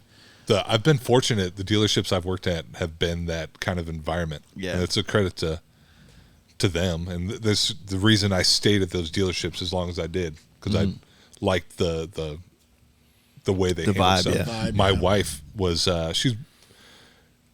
she worked her way up, not worked her way up, but has been in motor clothes and been basically all the retail side of a dealership. She still works at one of the local dealerships here as an office manager, and we'll walk into a dealership and she knows what they're supposed to be doing. She can pick out all the little crap, and like she doesn't get pissed off, but she's like, these guys fucking suck. Yeah.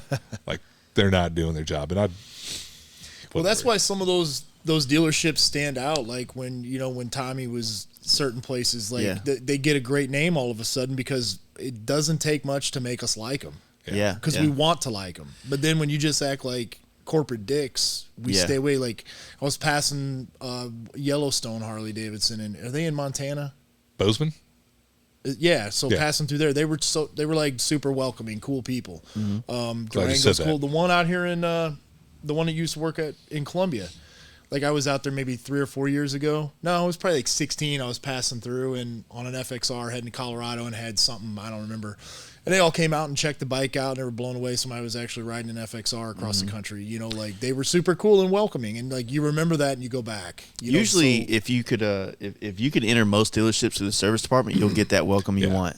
You know, that enthusiasm of people that love bikes. And unfortunately sometimes they have to put people in the front that are more sell bike, get done, make it happen, you know, kind of attitude and not, you know, like I don't think most guys that want a Harley have already done so much research on what they want that when they finally come in the dealership, you know, like they don't want to be, you don't have to sell me shit. I already know if I want to buy a bike or not. You know what I mean? Yep. I just want to feel like if you guys are legit, like if I should spend my money here, basically, kind of thing, you know?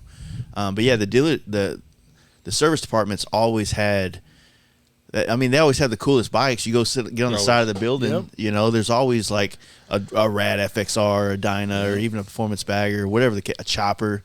You know, there's always like, that's where it's at, is over there. So they'll be the guys peeking around the corner. What's that? Yeah. Looking out the windows. And the salesman won't even know what it is. Yeah. You care. Yeah. I've sat there and fucking in the finance offices and I'm like, hey, so what are you riding? Oh man, I got a Dodge Durango, and I'm like, oh, so you gonna get a bike? No, I'm, you know, just I'm around them all day, and I don't really think I need to have one. I'm like, wife won't let me. Yeah, all kinds of stuff, and it just kind of like it's off-putting, man. Yeah, it's like, oh man, so you don't even know about the passion of these bikes and the fucking like why we're buying it from them. Yeah. So it's fucking weird, but it is what it is. Yeah, if they can just automate that like McDonald's did, right. It's not. I don't think it's out of the question that in 10, 15 years, like I think most, unless the government continues to make things the way they are where you have to have dealerships, I think a lot of people are going to go the Tesla route and just have you order what you want online and then it's just delivered. There'll be kiosks in a mall for I don't Harley. have any need to go in and talk to a salesman. Like I know exactly what I want. Yeah. You know, like there's no need. I mean, it's gonna rock the world with like a lot of different things, you know, but I mean, fuck, it might also be a way to kind of help out with the inflation of things. I mean, if you cut out the whole dealer program, you know, and it's just like direct to consumer from Harley, I mean, you're a couple $1,000 saved. But then there's a lot of people looking for jobs. Exactly. You know, so there's less people spending money. Yep. You know, and then the labor pool gets out of whack. So your job might be, you know, if you're making $30 an hour, but now there's all these people got laid off by Harley or Home Depot or McDonald's, they have the same skill set. Well, maybe you're not worth that $30 an hour anymore because now there's 7 other people wanting your job today.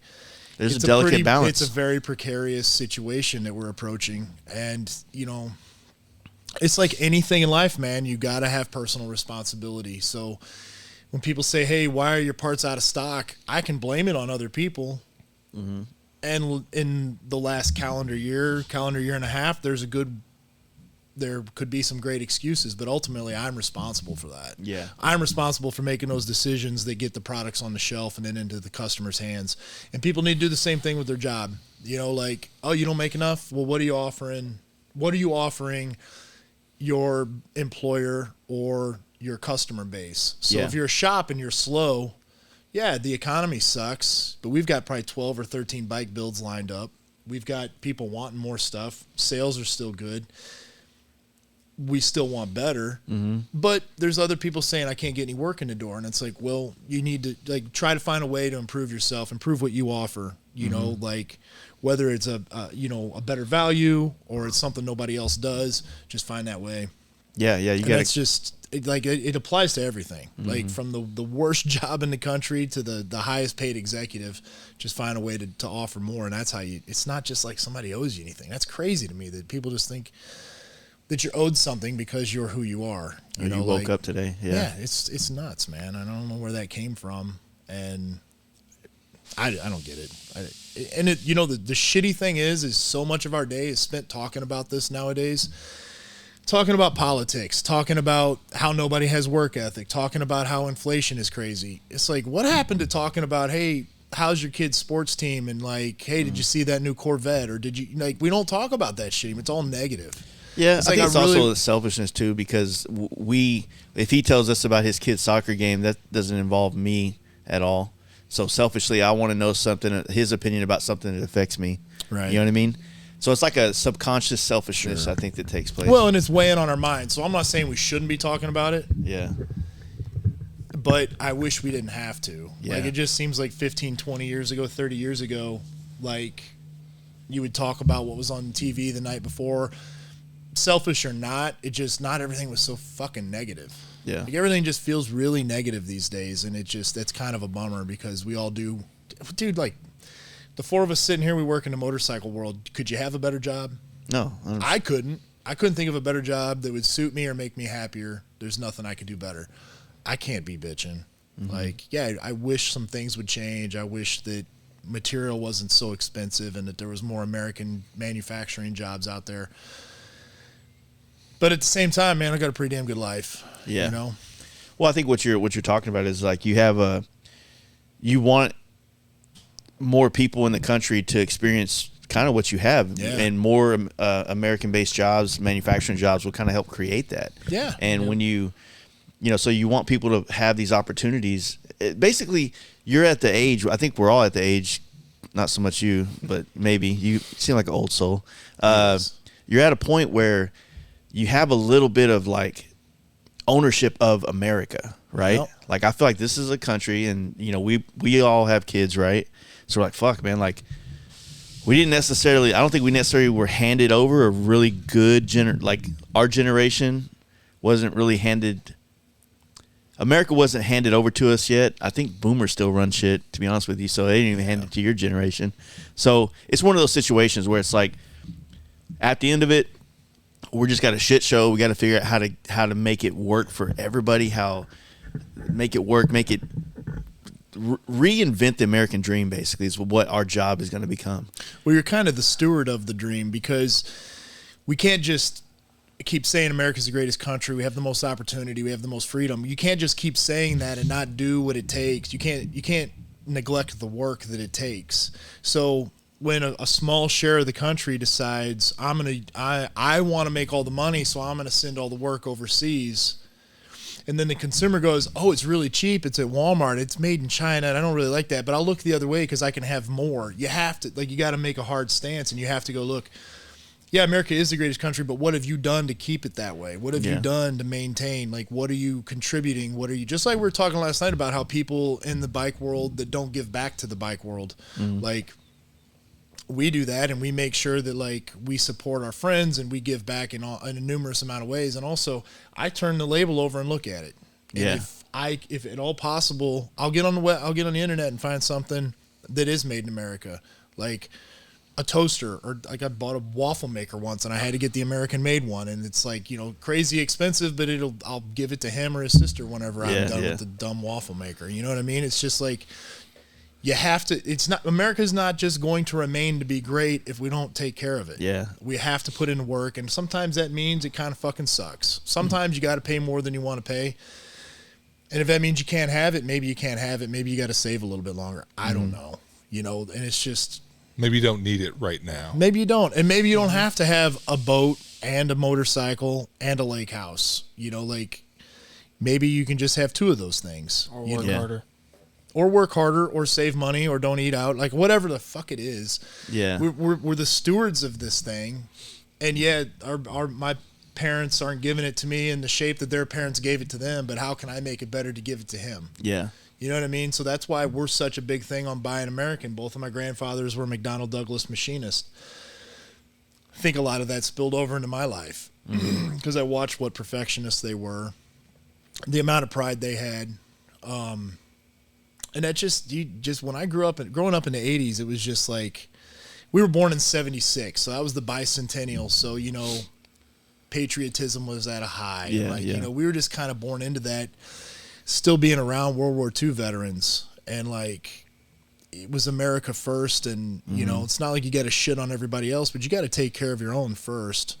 And when people decide that they're going to go make XYZ overseas, they're doing it for one reason, is so that they make more money. They don't give a fuck about employees. They don't give a shit about the American economy. And it's such a double-edged sword because you're making more money now, but you're making your customer base eventually dwindle because they're not working, they're not making enough money, they can't buy your stuff. I kind of wonder, like, on that same note, you know, because like Ford, I think, ended up pushing most of their manufacturing to Mexico, I think. But yet you got Japanese car companies, which obviously they're saving money on shipping and whatnot because most of the products are being sold here in America. But I mean, if Toyota can build a car here, shouldn't everybody be able to? Yeah, there's a Toyota plant here in our town. Yeah, we have one in Dallas. Yeah, so, and they pay well. Yeah, they it's treat like people right. They put out a good product. There's a lot of problems. I don't think that even if we figured it out, they're not going to take advice from us, tattooed but knuckles that's the thing, and hands. though, you got to start somewhere, and you got to quit buying that stuff. You got to talk about it. It needs to be said. And but that's what makes me happy. I think more people are talking about it. Yeah. COVID made more people talk about it. Yeah, for sure. You know, people. It made people think. Also, on that same note, it made people realize like that they had, and I'm guilty of this. We just got in this perpetual motion of spending money, not necessarily being in debt, but like I always felt like you had to buy something. Like, oh, I need that. Well, I need to work harder for that.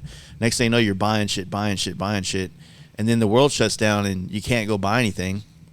You know, you can order shit online, but then of course that all disappeared a little bit. Can't go to a bar. You can't go to. Can't a do all this shit, restaurant, but you know, like people started finding like, oh shit, like now you take you pull the curtain back of the capitalistic way that our economy is set up, which I'm a complete fan of, but now they're like, fuck, man, like now that I can't go show off this Jeep or whatever to so and so, like I don't really care for it. I don't get that buzz from it it doesn't anymore. give me the thing. So then I traveled more in 2020, maybe not as much as I have this year, but it was definitely the first year that I spent a lot of time on the road and saw a lot of this country and I don't know, man.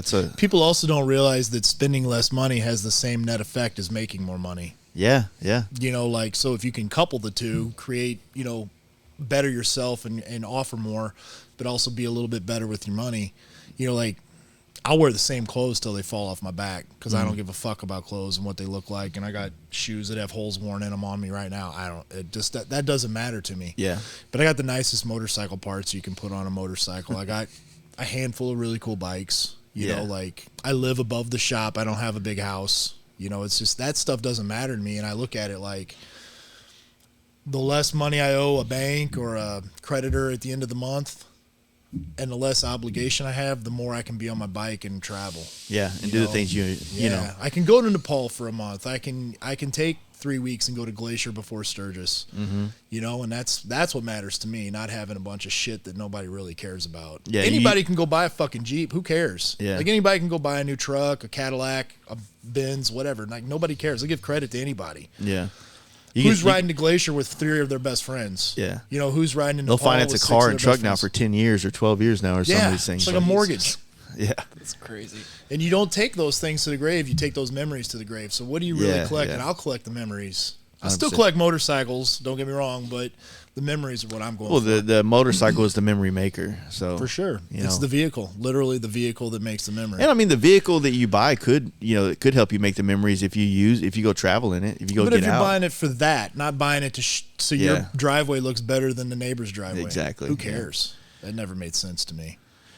Yep, 100%. Well, yeah, it is what it is, man. But I think we're doing good. I think you guys are killing it up here in the outskirts of St. Louis, and definitely I've seen you all over the country. I mean, your brand's obviously been around for a long time, but it's starting to grow in these other facets, if you will. And these bikes coming out, I think it's definitely going to make a mark here in 2023. So any other things that you're like? So we're really excited about our Pan America line coming up, and we're going to do a whole YouTube series on that. That's going to be fun. Yeah. So it started basically when Dan called me, and it's going to end. The series may or may not end at Mama Tried, because that's when we'll release the first batch of parts. So you're going to get to follow from me testing the bike out to R&D on the parts. Mike tweaking on things, Mike building things, Sam, helping make things happen, to testing the bike out and then releasing the parts. You may or may not like to hear we're going to have some more Indian parts coming out. That's okay. I'm actually going to be painting Indian this year. Are you? Yeah. So that's we'll see how you know goes. What we found out? Smooth plastic. Our our social media girl tells us we get more engagement, and then the website guy says we get more like conversion on our sales from Indian people than anything else. Yeah, I think they're all the And guys. it's because there's not a lot yeah. of people out. There's not a lot of people making parts for them. Yeah, but I it mean, shows you that there is a thirst for it. I think the best way to look at it is, I think at least for myself, like I want to make sure that Polaris, I guess, was going to be in it for the long term, because Indian's come and gone like 5 times in my career of motorcycling, right? And then when they left, when they shut down Victory, they left a lot of bad taste in a lot of like dealers' mouths and the people that they were trying to get to make aftermarket for those parts. So you know, I don't know, like there's aesthetics I've always talked about that kind of bother me, but you know, those things might not be the reason why other people want to buy a Harley and they wouldn't care about it. So Indian would work, but you know, they're fast. You know, Kyle's done a great job, like being an ambassador. If anybody should get a free fucking Indian, it needs to be Kyle. You know, he's done a lot for that brand, but they keep giving it to Mr. What's his name? Backflip guy. What's his name? Kerry Hart. Kerry Hart. Yeah, he's a good dude. I'm not talking shit about him, but you know, at the same time, it's one of those situations where I don't know. It's been. I'd rather see the work go to somebody that's an industry motorcycle guy than a guy that's crossed over into the motorcycle world. Yeah, for sure. You know, and you know, when you know Kyle's trying to develop parts, he's working with a lot of brands to kind of bring things to market on that, and he's just been a great ambassador, man. You know, Barnstorm came out with a great product that allowed these bikes to have the bars that we all kind of desire, and you know, you've been seeing like slowly these parts become trickled in that are, you know, have been available for Harley forever and now are being available for them. I get it, man. It's cool. You know, I'm not looking forward to painting this bike as far as like all the parts, and it looks like a lot of plastic, you know what I mean? But just under a gold wing essentially. But we'll see how that goes. There's a market for sure. Aesthetics, you can't argue. Yeah, it looks. I mean, that's like, it's so subjective. Like, who likes what? Who knows? But you can't argue that for the money you get a lot of power and good brakes and a pretty decent suspension. Yeah. You know, so if aesthetics comes number 4 after power, braking, suspension, the Indian might be the one you want. Yeah. You know, or the Pan Am. I mean, the Pan Am's a bad motherfucker too. Yeah, I think it's fast. Yeah, it's 100% going to just boil down to a lot of things are changing. A lot of things are coming to the market, and after these manufacturers have shown the parts industry that they're going to actually produce this thing long enough that makes it valuable to make a part, right. you'll see more aftermarket. Sure. You know, hell, it only took 6 months tops before everybody had Softail parts. Yeah, you know, and this was a completely new platform bike that almost a lot of things had foot pegs had to be redesigned. Yep. You know what I'm saying? So, you know, it just takes time. You know, a lot of people don't understand that about, you know, customizing bikes or aftermarket. Why aren't there parts for my Honda Shadow? Like, there's no market for your Honda Shadow. Because you're the only person that's ever asked that. Yeah, it's like no one's going to go R&D, develop, create parts for one customer. You know what I mean? Yeah. So that's the back end of custom motorcycle parts. And the upside to the Indian making a wave is it pushes Harley more. Like you've seen it. We've seen the result. Yep. You know, like it's pushing Harley more, and I love that. Like, you know, Harley was the only guy on the block for a long time, and it got a little stale, a little stagnant. Yeah. Do you think they would have partnered with Öhlins for their Screaming Eagle suspension if it wasn't for Indian? You know, stuff like that. And for guys like the people we all know on a first name basis, that's why Öhlins and Harley are partners. It's not because of boomers. Not to, for sure. Not to shit on them, but it's not because of them. Yeah, for sure. That's 100% true. Yeah, it is what it is, man. We're coming into a new world of motorcycling, and you know, Indian definitely is a player now. I think them redesigning their bikes and kind of ditching their kind of Art Deco style that they kind of had. Look. Yeah. It just, you know, Harley. To be fair, they just kind of hit it out the gate with an FL fender with the style of bikes that just who designed something 100 years ago essentially that just still works today, you know? Not many. So it's like they kind of got they got like a once in human history kind of opportunity to make something they didn't have to change much that was still loved. Mm-hmm.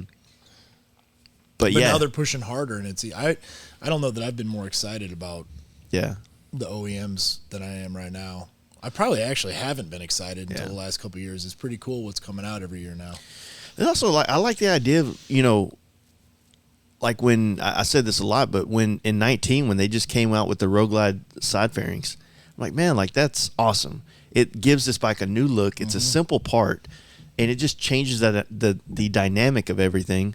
And I love when they come out with new accessories that either are aesthetically only or whatever. You know, there's certain things I don't want them to do, you know, that I would rather go aftermarket for. But like those side fairings were fucking badass, and I like that. I wish, you know, they started looking at their parts like maybe there's other ways they can shape their fairing but still make it work as like an additive kind of, you know, you can go this route with this fairing, or you get the traditional one, you know what I mean? Or even swap out the outer but retain the inner. Yeah, just swap out the look. outer, Yeah, and it has like a different style. I mean, that might be a little bit far-fetched, but, you know, it's like a long time ago when they tried to make a wraparound fender. Kind of looked clunky, but, you know, apparently just cutting out like how you guys used to make the fenders is just too expensive for Harley to do it that way. They got to rivet shit together and stamp it all, you know. So that's a weird one. But yeah, I don't know. It is an exciting time, and I've been putting rumors out there. I don't know for fact, but, you know, a lot of us are waiting for that water-cooled monoshock touring thing to come out at some point. So what do you think about that, Mike? I think it's coming. Yeah. Be exciting. It'll definitely it's gonna. Is it this year? No, I think at least next year. Yeah. You know what I mean? So I was under the impression, I guess I was wrong finally for once. That was this year? I was under the impression that all STs this year was going to get 131s, and that didn't happen. But yeah, they're leaning into some stuff, and it's kind of cool. Like they got the blue ST coming out with, it's got like it looks like an RD paint job from back in the day. It looks pretty cool. Like I said, there's shit coming. But that bike still does, even like the El Diablo, it doesn't quite. It's cool that customers can go get one of those type of bikes, but it's not really for, I think, our community. Yeah, full custom stuff. You know? Yeah. So it's cool. It was better in person, I'll give it that, but it's not, it is. It's not a full blown paint job. For the $7,000 extra you're paying for it, essentially. That's crazy. Yeah. I mean, that's the beauty of Harley. But it has horns on it, though, dude. Yeah. Little horns and a little devil tail. I think there's a Harley's couple of pushing them. the line. Yeah. I think there's a couple of them sitting in St. Louis, isn't there? My buddy Hunter just picked one up last week, and I think the Gateway still has one. Does St. Charles, one of the other local dealers, I think they still have one sitting there too. So we were fucking with our buddy out of Dallas, good dude, Cody Walker. He had got a ST or a El Diablo, and he brought it out to. I think we was at. I think it was at our pre-party for Born Free, and we were just fucking with him because there was another ST El Diablo there. I was like, hey, dude, check the number before you sit on that bike and make sure you got the right one. You know what I mean? So there's like that aspect of it. Well, that's the problem with a factory custom. Yeah. It's not. Well, you got a factory custom, and then this guy bought the same Bassani that you got, and next thing you know, all the bolt-on parts are the exact same things, and you're like, So we were all taking turns, just taking jabs at him at the bike and everything, but he took it like a champ. He's a good dude. But customizing it. Yeah. Well, either that or leave it in a crate for 30 years. Yeah, I mean, that's the only realistically. I feel like those fairings will probably have a better staying power than that paint job will. Those fairings are badass. You know, that fairing's cool. I mean, some of the most iconic paint jobs in Harley's lineup that are actually worth money are probably just the 2012 CVO Road Glides, like the Skunk and some of those. Yeah. And then you go back further, and you got maybe a Liberty might bring some.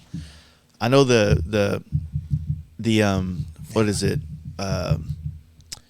The Lowrider FXR, the anniversary one, that was pretty popular, and then maybe a Candy Glide or something like that. But other than that, like, you're not.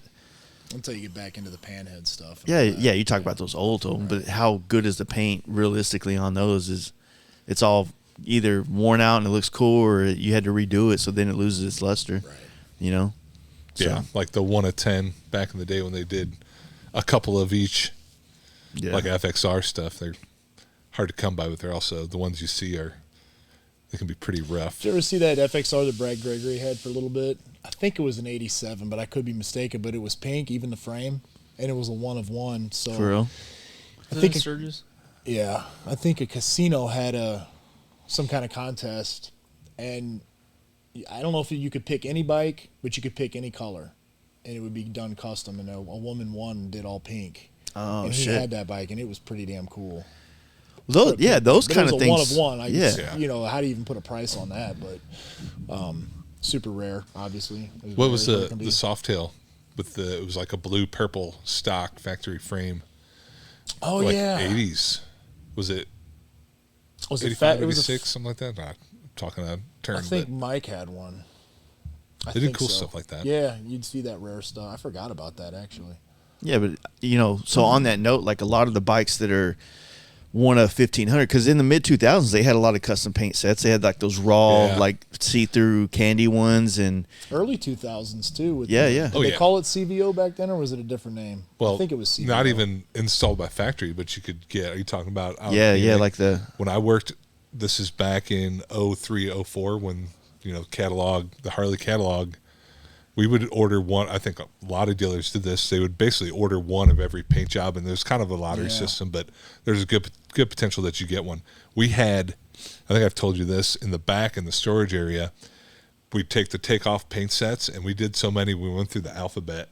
Because we labeled the ABC, like the full paint set, go back in factory box. Yeah. And we did so many of those.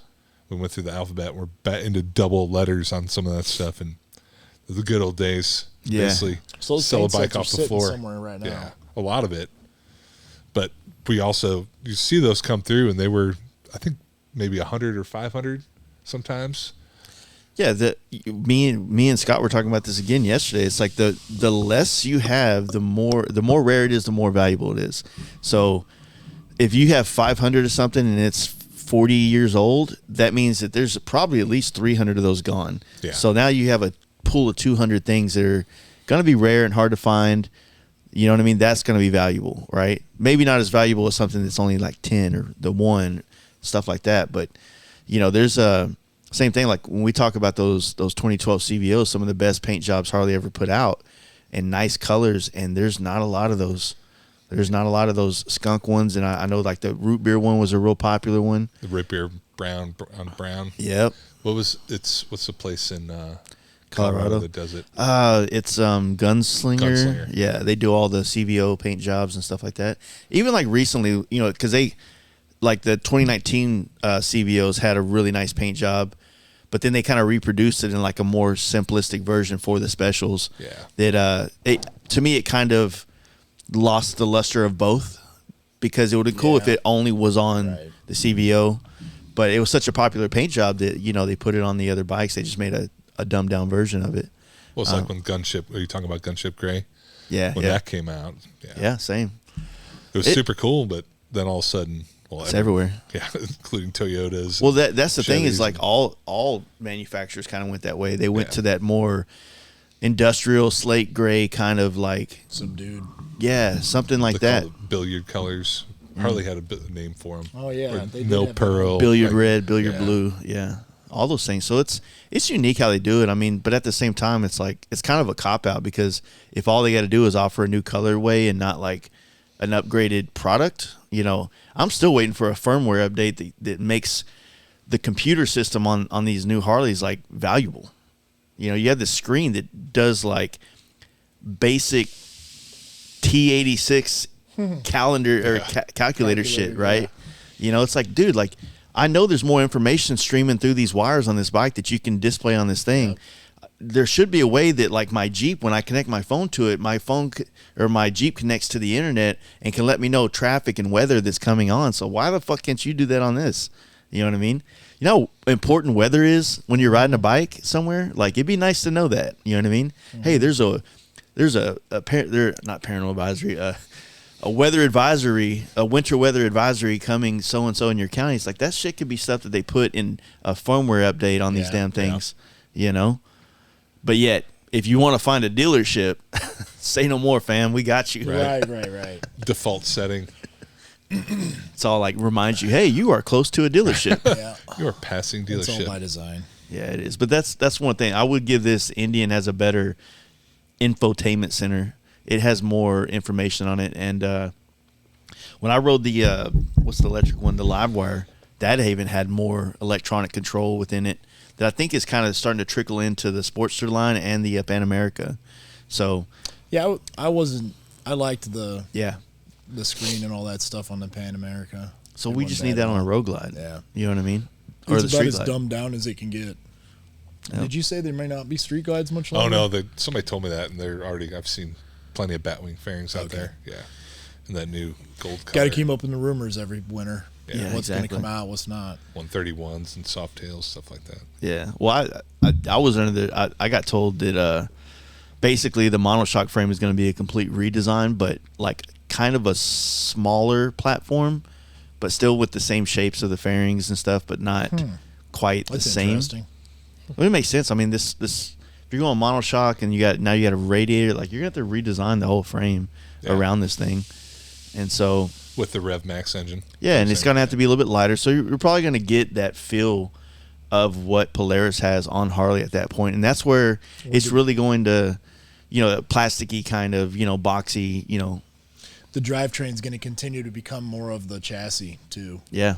That's a pretty common trend in the motorcycle world that Harley has somewhat ignored. But Yeah, you've seen and it start to bleed over, like with the soft tails. And you got to wonder, like, as much as I do want to, like, I would like to see this change, I don't necessarily want to see those go away. So it's kind of like at some point they're going to stop making these air cooled V twins, and it's going to be a thing of the past, Yep. So I like the heaviness of the touring line too. I mean, it's something to be said for that mass going down the road and what it absorbs and what it takes. And yeah, when you get into a lot of the lighter bikes, it get blown around a little bit more, and not as easy to put as many miles on them. That's a good point. Yeah, make it super light, and the next thing you know, you're fucking Bouncing around. Yeah. wind and everything. There's going to be a point where they don't make combustion. I mean, it's going to be all electric at one of these. Oh yeah, one of now these you're days, you're too, just talking nonsense, dude. Hopefully, it's after I'm gone. That's Oh, dude. Yeah, everybody's like, "Oh, you don't want immediate torque and this and that." And I'm like, I can fill up my gas tank. dude, in I 4 can't minutes. rev it up at the light, bro. Right? Who's going to know I got a motorcycle? You guys are gay, right?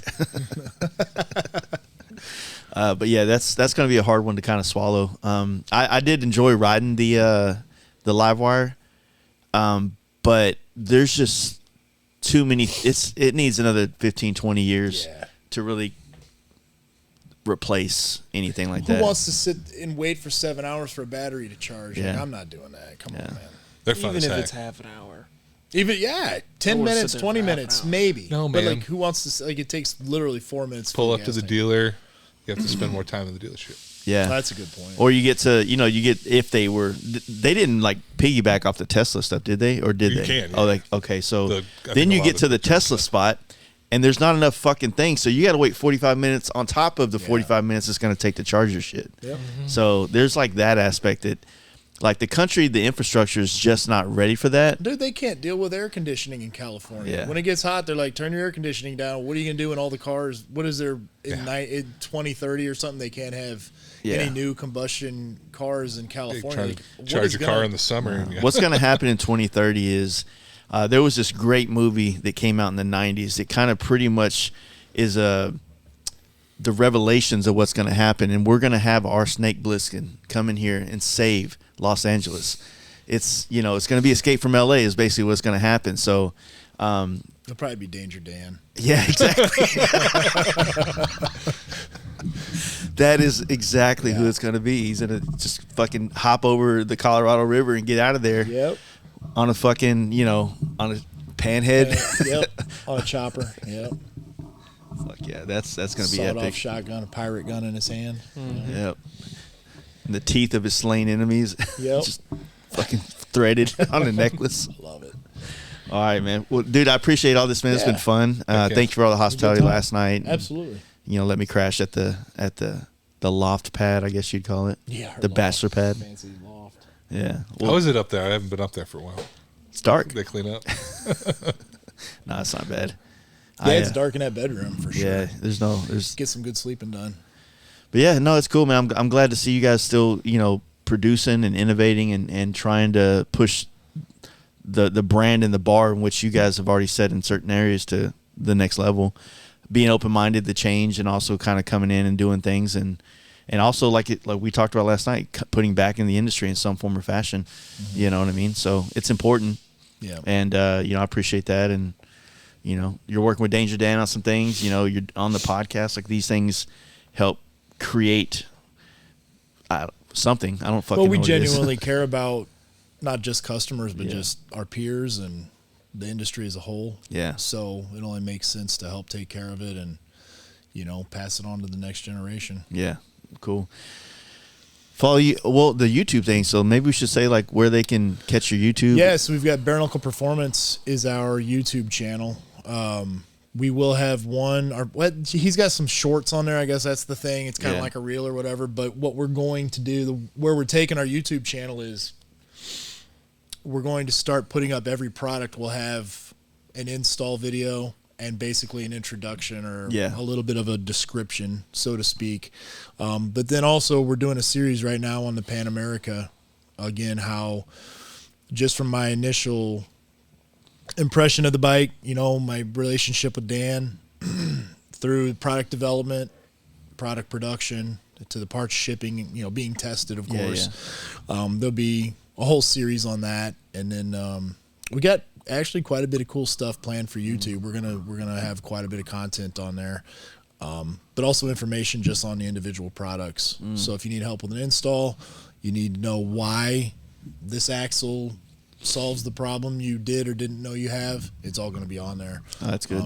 Right up to just watching how Mike, puts an engine together or stretches a frame, to how I machine this or that, to how he does packaging and engraving and, just all that. Yeah, just polishing. Everything. Polishing, yeah, we'll get a good one on that.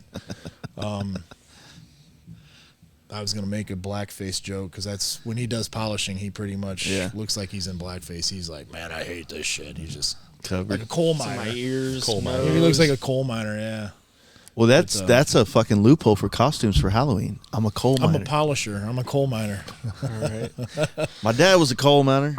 I'm a coal miner. Coal miner. This is how Daddy did it. So we'll have a lot of good shit on there, and keep checking out the Instagram and growing. That's really about it, man. We'll have a big presence at Mama Tried this year too. We're actually going to have some stuff. We're a sponsor for Mama Tried this year, and we're going to have. They have it at the same building they've had the last couple of years. Yeah. That place is so rad. Are you going to make it there this year? Man, it's just too tight. I have such a tight window of things I got to get done for Daytona through March. So I'm kind of like in jail all of March. I mean, February. Yeah, because I wanted to come to the Cycle Showcase. Yeah, I had plans on doing that, and then. Well, if you change your mind, let me know. For this Cycle thing just Showcase, I'll get you taken care of. All popped up out of nowhere, and I wanted to try to set the standard for this year by making this trip happen, going through Iowa, doing these podcasts, and the thing is, I'm after February, I'm going to drive to the Pacific Northwest and do podcasts like this the whole way, and then drop off a paint set, pick up my new tins. And just try to continue to bring on like the people in the industry, especially people I haven't had on, like Scott and what I tried to do up in Iowa. So it's just a lot, man. Like, especially with setting all this up, it's like each shop is a day. When before I used to be able to I could probably get 2 podcasts done in a day. Like I remember when I came and did it the first time I did it with you, we did it during the day and we had to push it late. And then I went to Kyle's. When he still lived in the Illinois side of St. Louis, and then we did a podcast that night. So I just can't do that with all this camera shit. That was a real good Illinois, by the way. It was. I've been working on it. That's good. I like to say noise, Illinois. Illinoisy. But yeah, thank you. Appreciate it. Thank you. Thank you. We'll Thanks for having us. We'll do it again. We'll keep on trucking. All right. For sure.